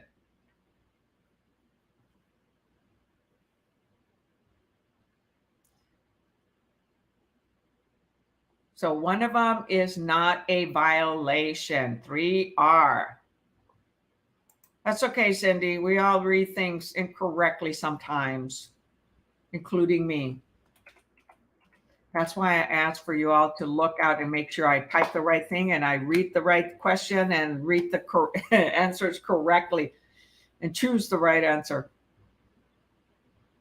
So yes, number 9 is B. A broker distributes trust funds during a closing. Okay, that one is not a violation, right? The monies were deposited into a trust and then they distribute them during the closing. Because let's say the transaction closes at their brokerage, they have a closing officer, escrow officer. So 19B. So let's see what the answer says. It says closing is in fact the proper occasion to distribute trust funds. However, licensees must provide principals with transaction document. They must deposit trust funds in a timely fashion following receipt, and they cannot misrepresent or deceive the public.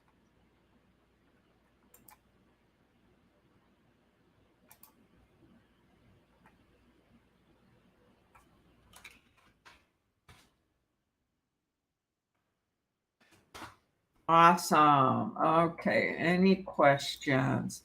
Okay. I don't see any questions. Nope.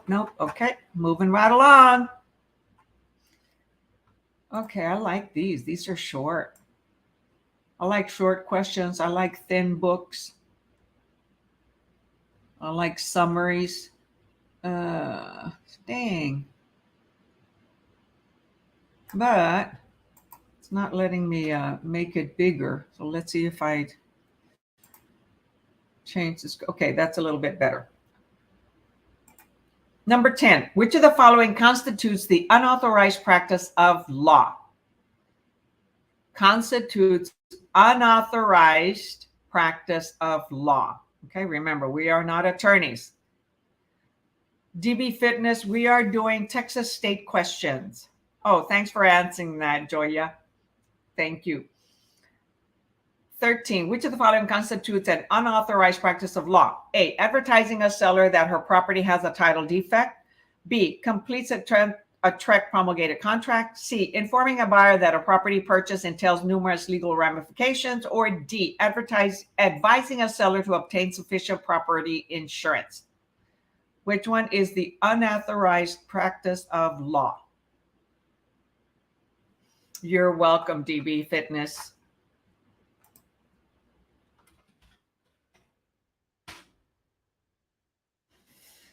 Yeah, today I didn't go do my workout with my trainer. We had to cancel it because he had other things to do.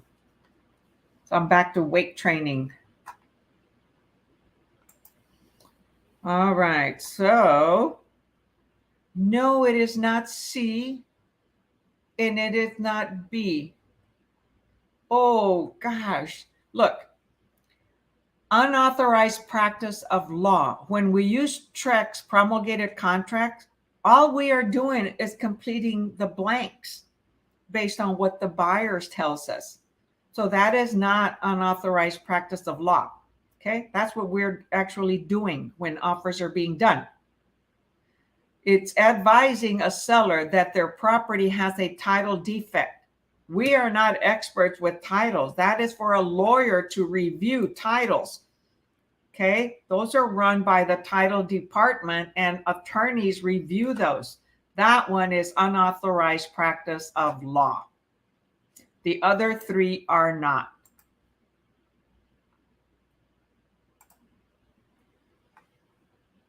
Okay, got it? Good, Jaylene. Very good. But don't cry. Is that what that little emoji is? A cry is so tiny. It looks like it's crying or it's tears of laughter. One of the two. See this? So tell me what this is. Tears of laughter or tears of crying? You got the answer right. All right, so 1310 is A. All right, number 11. Yes, okay. So tears of crying. Aw.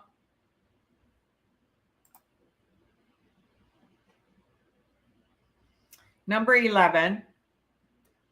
Which of the following constitutes practicing law without a license? Okay. A licensee completing lease blanks in a lease that was written by an attorney. B, an agent completing a promulgated contract. C, a licensee completing the blanks in a contract prepared by a principal. Or D, a licensee altering a lease clause at the direction of a principal.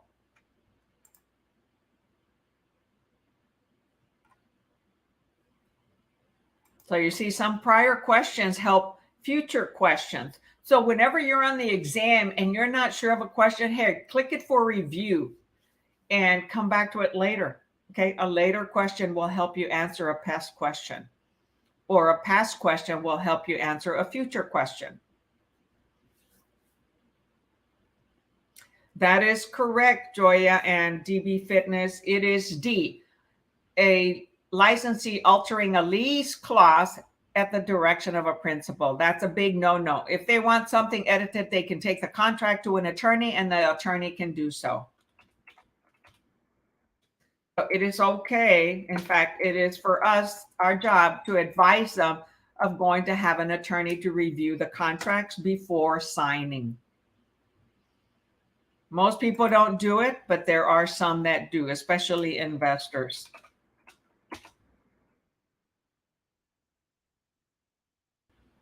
So the answer to 1311 is D. Very good. Number 12. I lost track of how many questions we've done.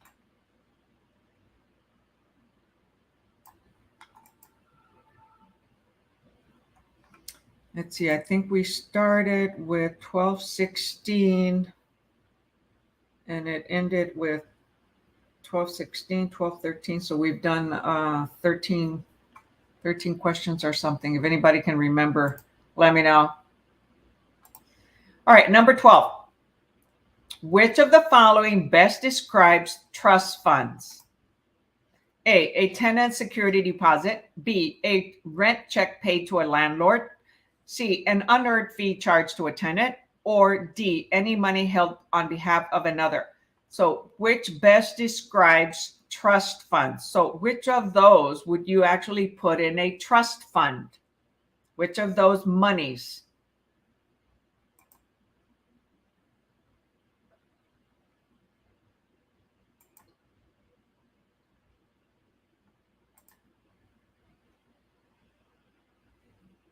Okay, so the question is defining, the answer will define trust funds. So which one best characterizes trust funds? So that's the key phrase, trust funds. Yes, very good. 12D, any money held on behalf of another are trust funds. They belong to someone else. Very good. Remember to type the question number and the question answer when responding so that everyone knows we're on the same page and on the answering the same question. Because some individuals have real big delays, okay, whatever area of Texas they're at, and the answers will show delayed on here sometimes. All right, number 13. Okay, so 13, 12 was D, is D. Number 13, when a home buyer gives a broker an earnest money deposit, so home buyer gives broker earnest money deposit. The broker is bound to do what with that earnest money? A, return all funds upon request. B, comply with fiduciary duties owed the seller. C, abide the terms of the sales contract. Or D, immediately deliver the funds to the seller for depositing. When a home buyer gives a broker an earnest money deposit, the broker is bound to do what?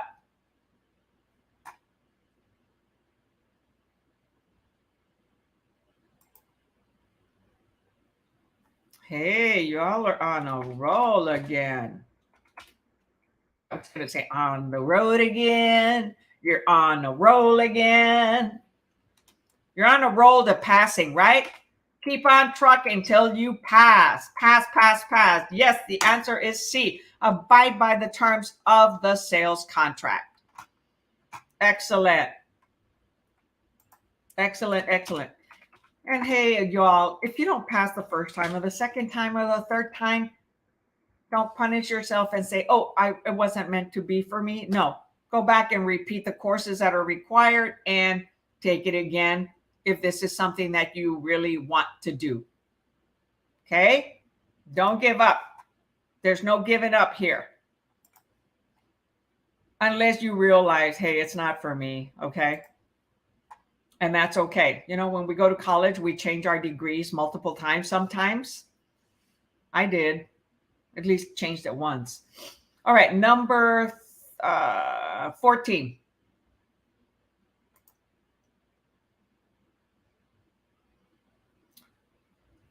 Number 14 is a sales agent receives a security deposit on a lease. Okay, a security deposit on a lease.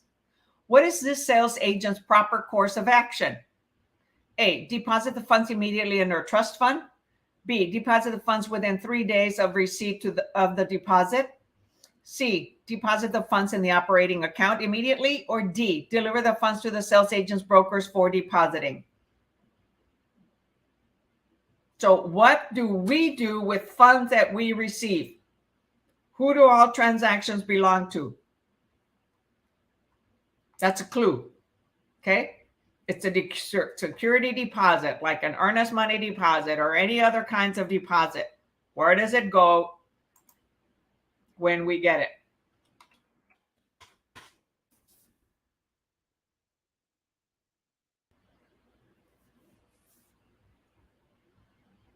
All right. Denise says D so far.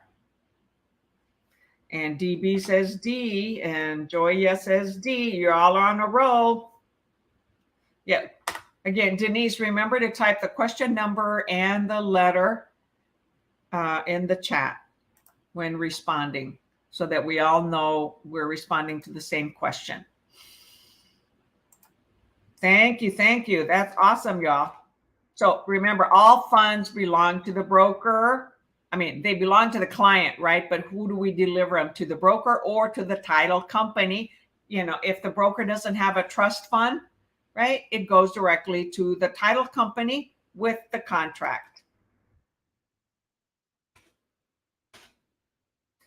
And let me just state there, it doesn't always happen like immediately. It goes according to the contract. So let's say a client sign, and especially nowadays that we do a lot of things virtually, clients sign documents online. So they're not necessarily giving us the check right away. We may go pick up the check, or they themselves, once the contract is accepted, what we'll do prior to when we're presenting them is send us a screenshot of the check so that we can include with the contract, okay? Or I'll go pick up the check, and we're delivering copies to the other side, right? To the listing side. We're not delivering the actual check yet. So we hold on to the check. And then when the contract is accepted, the contract together with the check, the earnest money or deposit, is delivered to the escrow company. It could be an attorney, it could be a title company, or if it's with a real estate company, it goes in the real estate company's trust account, the real estate brokerage trust account. Okay.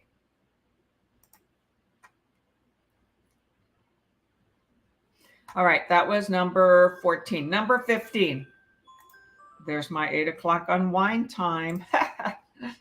It's to remind me, hey, it's time to chill a little. Number 15. As a newly licensed broker, you receive a buyer's earnest money deposit on Tuesday morning. So as a newly licensed broker, you receive a buyer's earnest money on Tuesday morning. When is your deadline for depositing this check into your trust account? Okay, you're a broker and the broker has a trust account. A, Wednesday morning. B, Wednesday night. C, Thursday night. Or D, Friday night. Now, everything now, according to contracts, has to be done by 5 p.m. So if it's Friday night, it's probably past 5 p.m., right? So when is the deadline for depositing this check into their trust account if they received the earnest money deposit on Tuesday morning?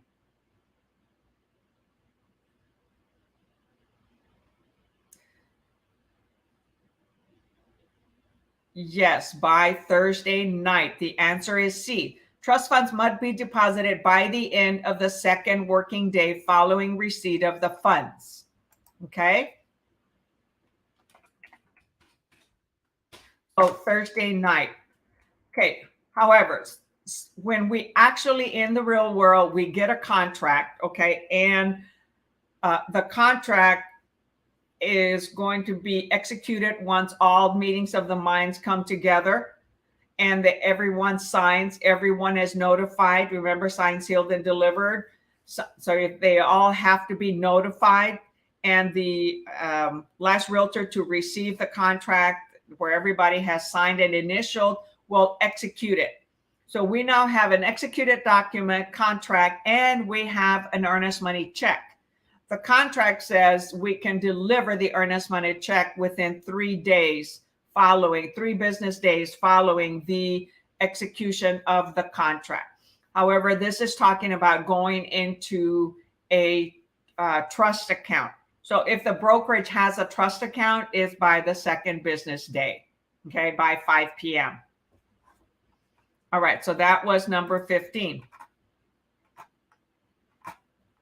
Okay, I think we've done 16 or 17 questions. I will go to, let me see what's coming up next.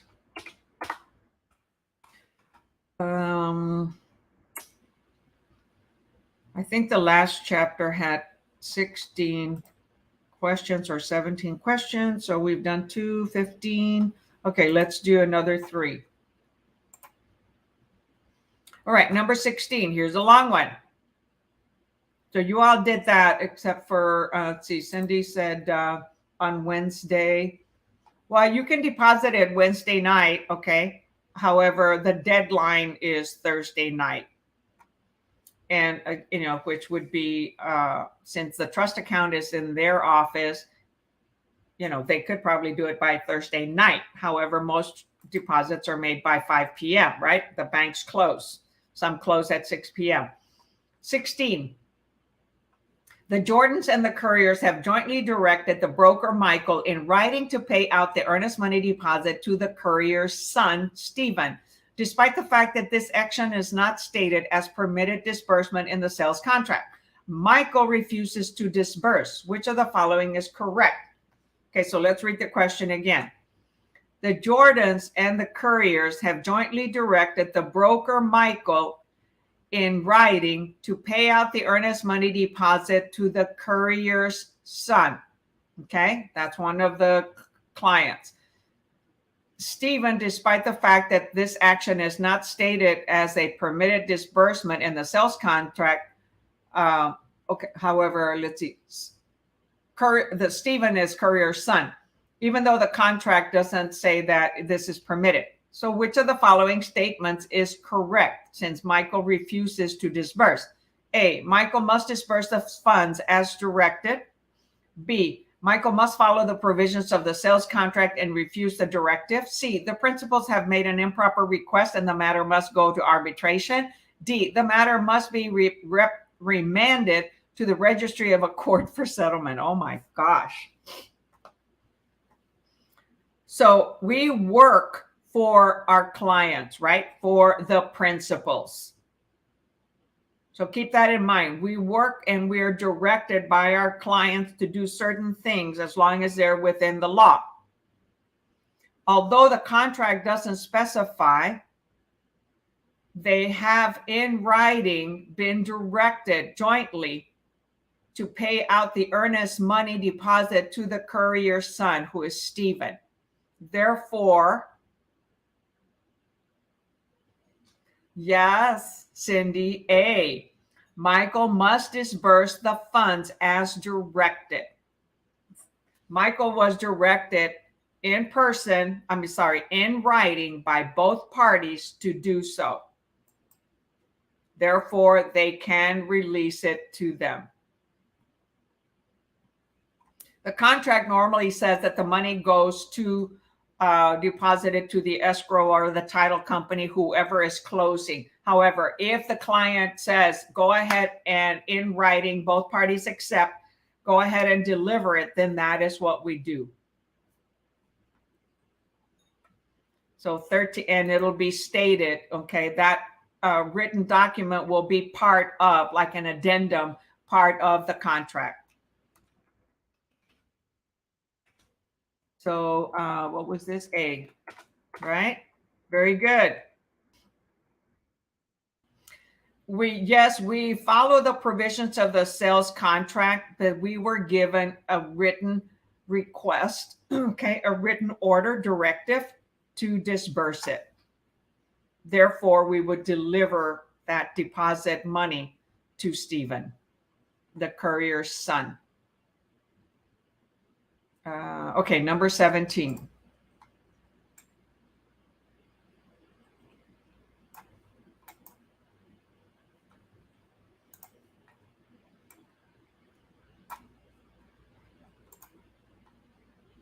Okay, I need to take a sip.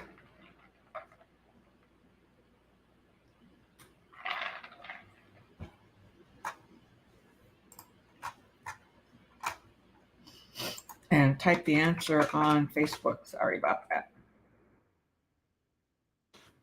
All right, number 17. A home seller makes a legitimate written demand for a buyer's earnest money deposit following an undisputed buyer default. In this case, the broker. So a home seller makes legitimate written demand for a buyer's earnest money deposit following an undisputed buyer default. In this case, the broker does what? A, must disperse the funds within 7 days of the demand. B, must disperse the requested funds within 30 days. C, must notify the buyer in advance of an imminent withdrawal from the trust account. Or D, must return all funds less any earnest earned commission and marketing costs. So home seller makes a legitimate written demand for a buyer's earnest money deposit following undisputed buyer default. So the buyer defaults on the contract and they don't dispute it. Okay. So the contract specifies, what happens, right? What is specific for, if they don't specifically perform, what happens to the earnest money?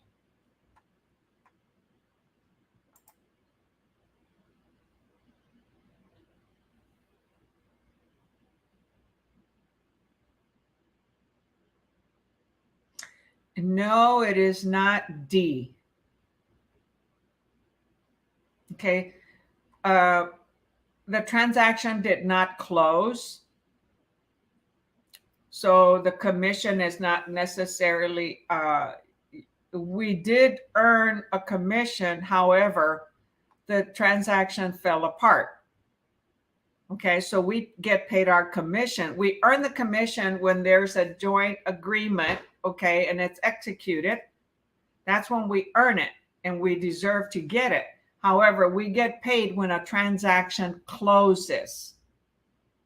Okay, we don't get paid when it was earned. So the correct answer here is B. Okay, must disburse the requested funds within 30 days. And it actually happens, okay, by the title company. But it says a home seller makes a legitimate written demand for a buyer's earnest money deposit.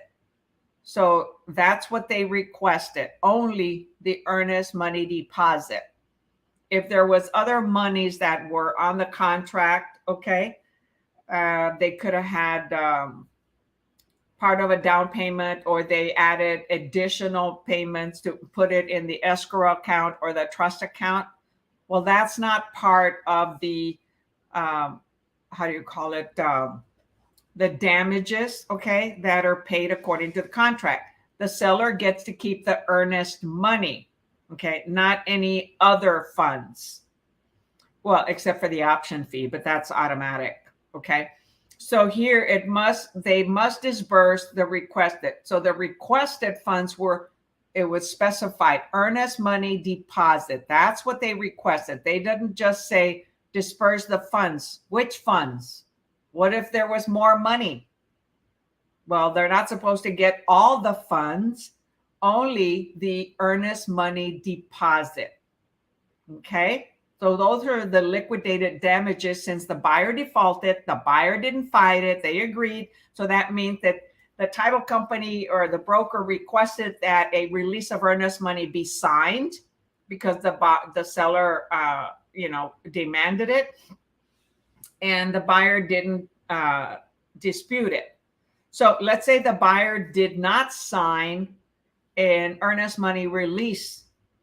Therefore, the seller has to demand it in writing to the broker, whoever has the earnest money, and the title company is given enough time to notify the buyer and go through their system. And if the buyer does not dispute it, then it will go to the seller. So that's why they're giving up to 30 days, okay, within 30 days.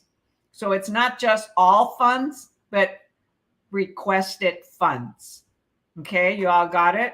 I know, isn't that tricky? You'll learn about the demand. The demand, written demand, was the buyer didn't want to sign the earnest money release document, and it stays with the title company or with the escrow officer. It goes into la-la land, right? So in order for the seller to get their earnest money, they have to submit a written demand. And if there's no dispute, it's not contested, they don't reject it, the buyer has to be notified, then the seller gets it.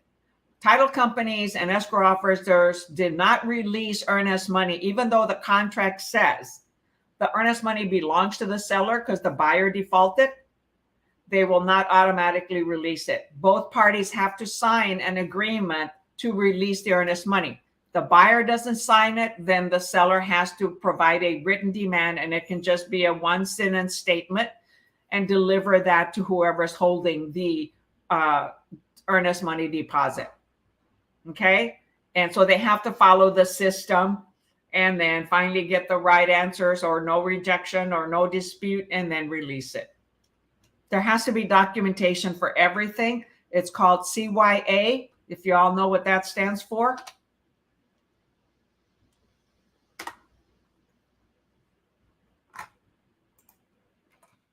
So all of you, well, most of you didn't answer. Let's see, you said A. Well, the reason why A was wrong because it said disperse the funds. Well, which funds?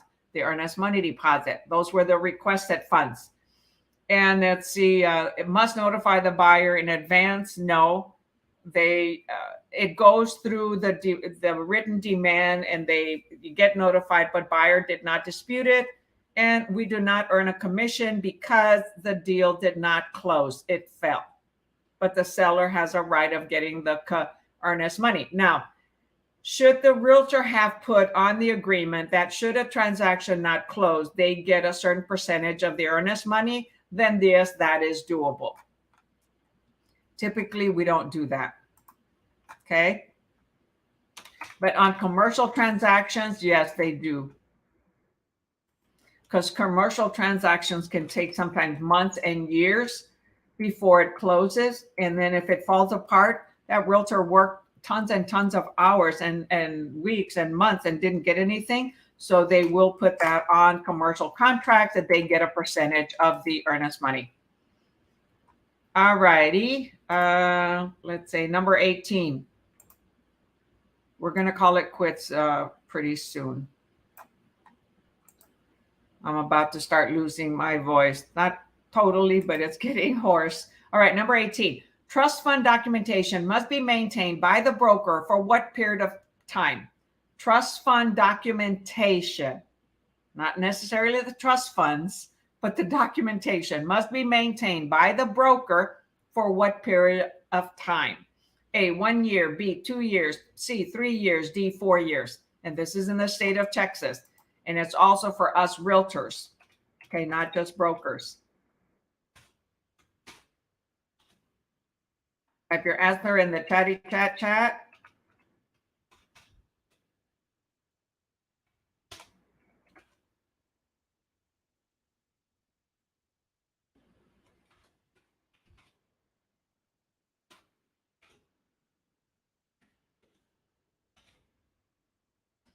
And yes, that is correct. 4 years. Other states, it could be different. When I was in Oregon, we had to keep them for 6 years. In the state of Texas, it is 4 years. Okay. Number 19. This might be the last question. A buyer and seller have a serious disagreement. Oh, wait a minute. Did I show the answer?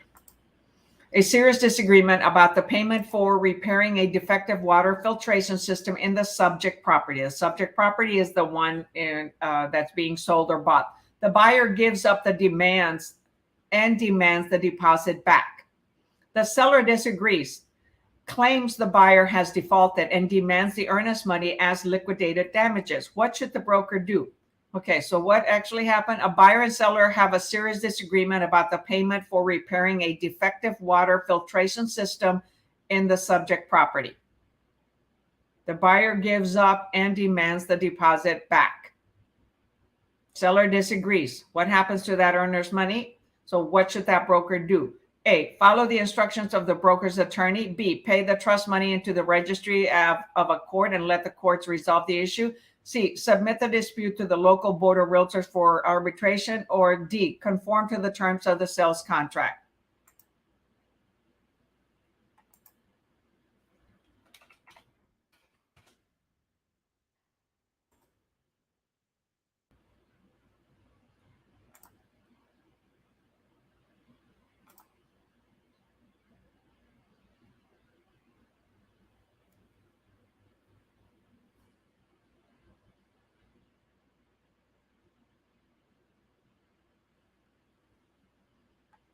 So buyer and seller have a serious agreement about payment for repairing a defective water filtration system in the property. So the seller disagrees, claims the buyer has defaulted and demands the earnest money as liquidated damages. What should the broker do?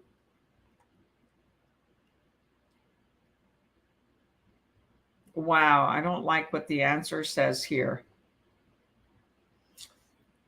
So Joyla says B, Cindy says C, Brenda says D. Okay, so let's evaluate this. B says pay the trust money into the registry of a court and let the courts resolve the issue. So that would be it went to mediation, arbitration, and litigation, right? Submit the dispute to the local board of realtors. No. D, conform to the terms of the sales contract. So it's either B or D. The answer says the courts are the proper source for the answer is B, right?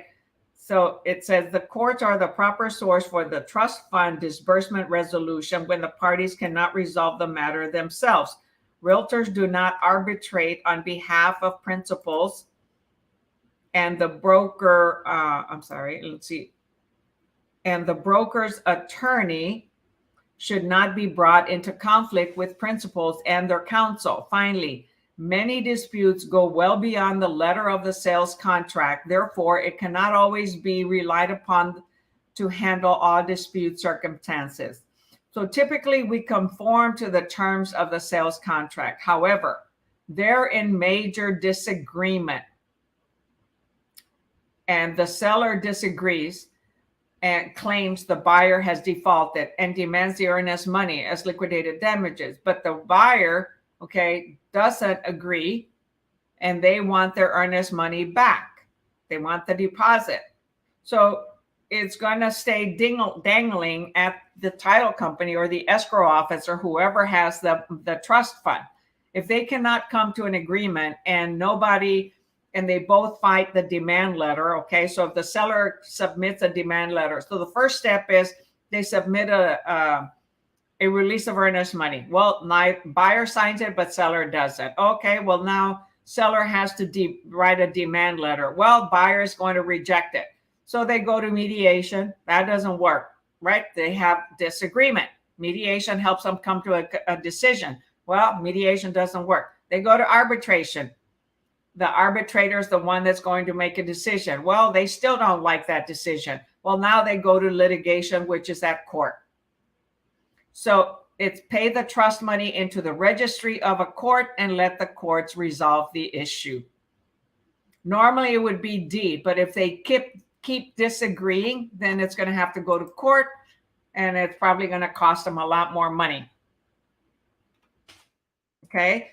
I had a transaction that this happened, and the money ended up staying at the title company. They didn't want to spend more money to go to court. So it stays at the title company, and then the title company ends up, I think there's laws that say it gets contributed into an organization that needs funds, or that funds are contributed to. I don't know what the time frame is or what the period of that happening is, but these types of things do happen.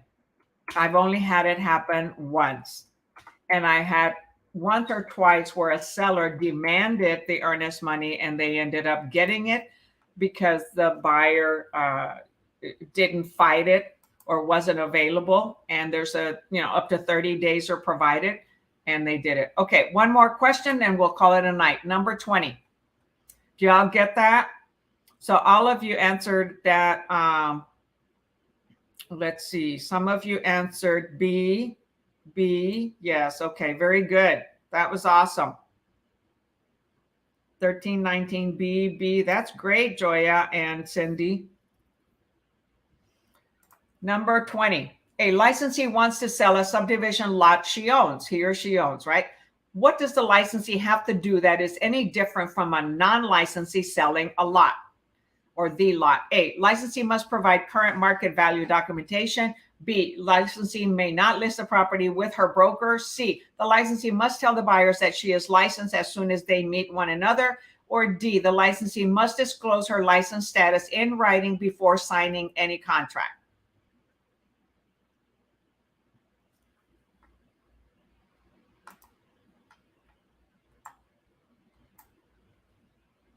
So what are we supposed to and must do? And it's a word that we learn very well about disclosures.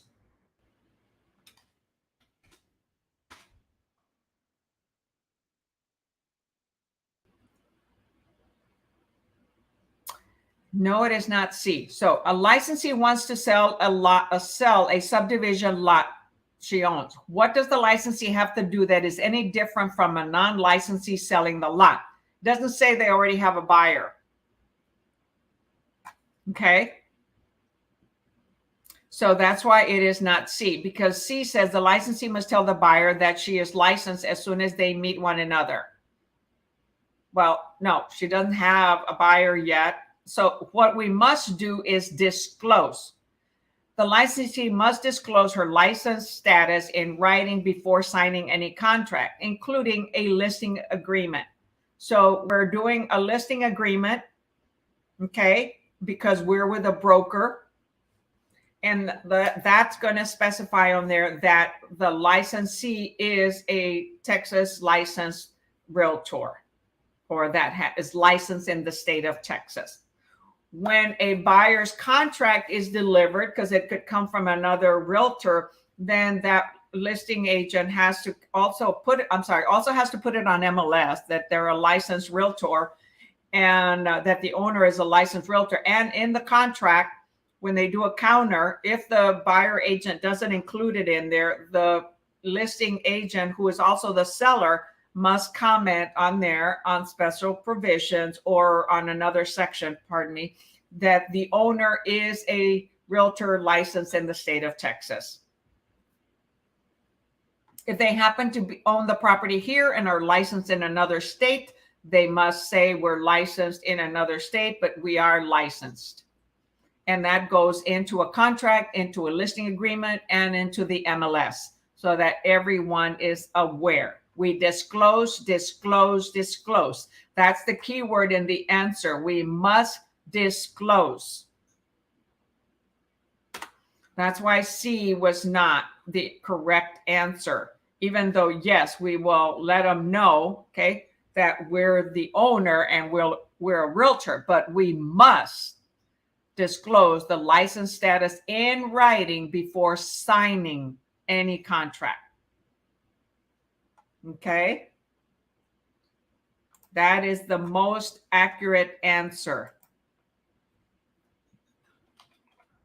So these questions, you have to really read them real carefully sometimes or all the time, but some of them are quick to answer. Others are not. You've got to look at every little word and which one sounds better. And sometimes it's really difficult to determine. So click it for review, come back to it later.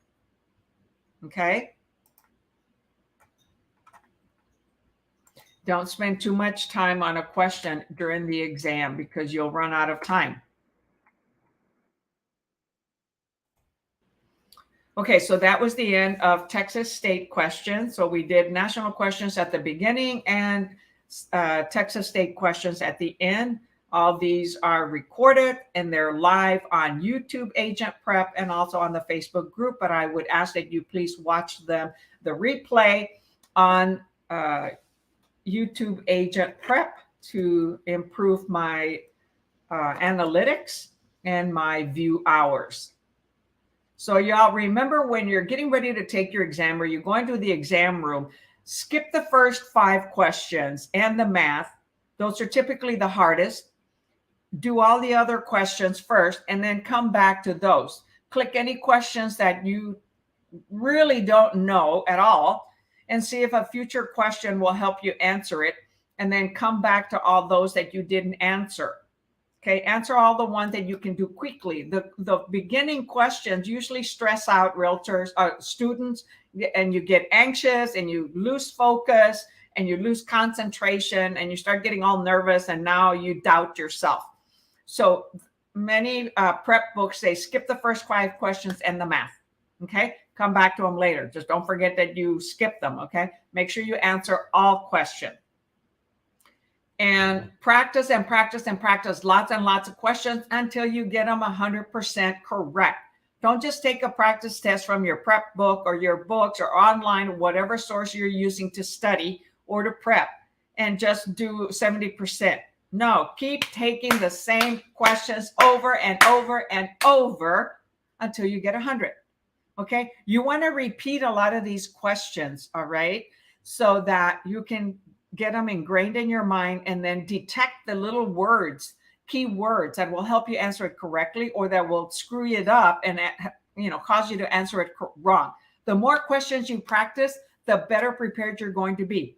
The more vocabulary you know and you understand, okay, the better prepared you're going to be to pass that exam on the first time. And it takes studying every single day, even if it's for 30 minutes or an hour. Okay, don't go days without studying. Your mind starts to forget the material. It's important that you make it a habit to study every day and take the exam as soon as possible after finishing your courses. Because if not, you've got to go back and do a lot of review. But if you think you're only doing 30 practice questions, that's not going to be enough. Okay, some of the books that I use, they have 110 questions per exam. Okay, 80 national, 30 state. Others have lots and lots more questions. That's why I use different books. Okay, so that you see a variety of how questions are asked and how answers are also asked. And then I like books that have explanations. All right. This book has explanations. Okay, let me show you. It's going to be really small on the screen. Okay, but this book explains the answers. Every book that I use has answers explained. Okay, I prefer those books versus books that only give a letter answer. Now, other schools, they only give you an answer, but they have they give you a letter answer. Okay, and then you have to go and research the prep material in each chapter to understand the material. So I like to get to the point. Tell me where I screwed up. What is the right answer? And let me understand it now. Okay, that's how I like to go about it. And that's what I use when doing the classes. Jaylene, you're very welcome. Joya, you're very welcome. And I hope that this has helped you. Remember to go to my YouTube channel, AgentPrep. Okay, if you've never been there, tap that subscribe button. Okay. And also click that little bell so that you're the first to get notified every time I go live or upload a new video. And tap that thumbs up. Okay. Send me some love. If you can't say anything positive, don't give me a thumbs down, but I'll understand. Hey, at least you're doing some activity on my channel. And if you ever have any feedback, any comments on how I may improve, what else I could add, what you need, let me know. I will do my best to accommodate you. You have questions? Hey, send them to me via my cell phone number. That's on the bottom, 210-294-9819. Okay, I'll put it here in the chat. And I prefer that versus emails. I get so many emails, but if you send them by emails, I will see them, but sometimes I may not catch them right away. And so if you don't get a reply within 24 hours, hey, let me know. Messages on Facebook Messenger or text messages or on YouTube, I'm continually checking on those and I reply to them as soon as I can. Okay. And so my goal is to reply to them within a few hours. So don't hesitate to ask. Okay. I'm willing to help you, guide you, direct you, advise you, whatever you need. Okay. I don't do private tutoring much. Okay. Because that's going to cost money.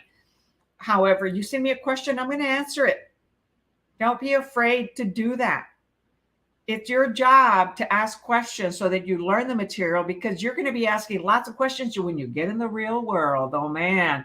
If somebody says, oh, man, you asked too many damn questions. That's okay. The more you ask, the more you get to know what your clients are going to need, or the customers, or whoever you're going to be working with, other realtor, brokers, whatever. You're going to be asking brokers that you interview. You're going to ask them a lot of questions to make sure it's a good fit for you. Okay? So ask questions. Do not be shy to ask questions. Don't try to figure it all out yourself. That's why there are instructors, tutors, prep books, online, YouTube, everything, so that you ask questions and get the answers that you need at your pace. Okay? If no questions, all right. This is Wow Lillie Handy coming to you from San Antonio, Texas, with YouTube Agent Prep and Facebook Agent Prep. Here to help you prepare to pass your exams. And I'd like you to one last thing. Believe in yourself, ask, believe, and receive, and affirm. I pass, I pass, I pass. And you're going to pass. Okay? You're going to pass. All right. Until next time, which will be Wednesday night. Catch you all later. Have a good night.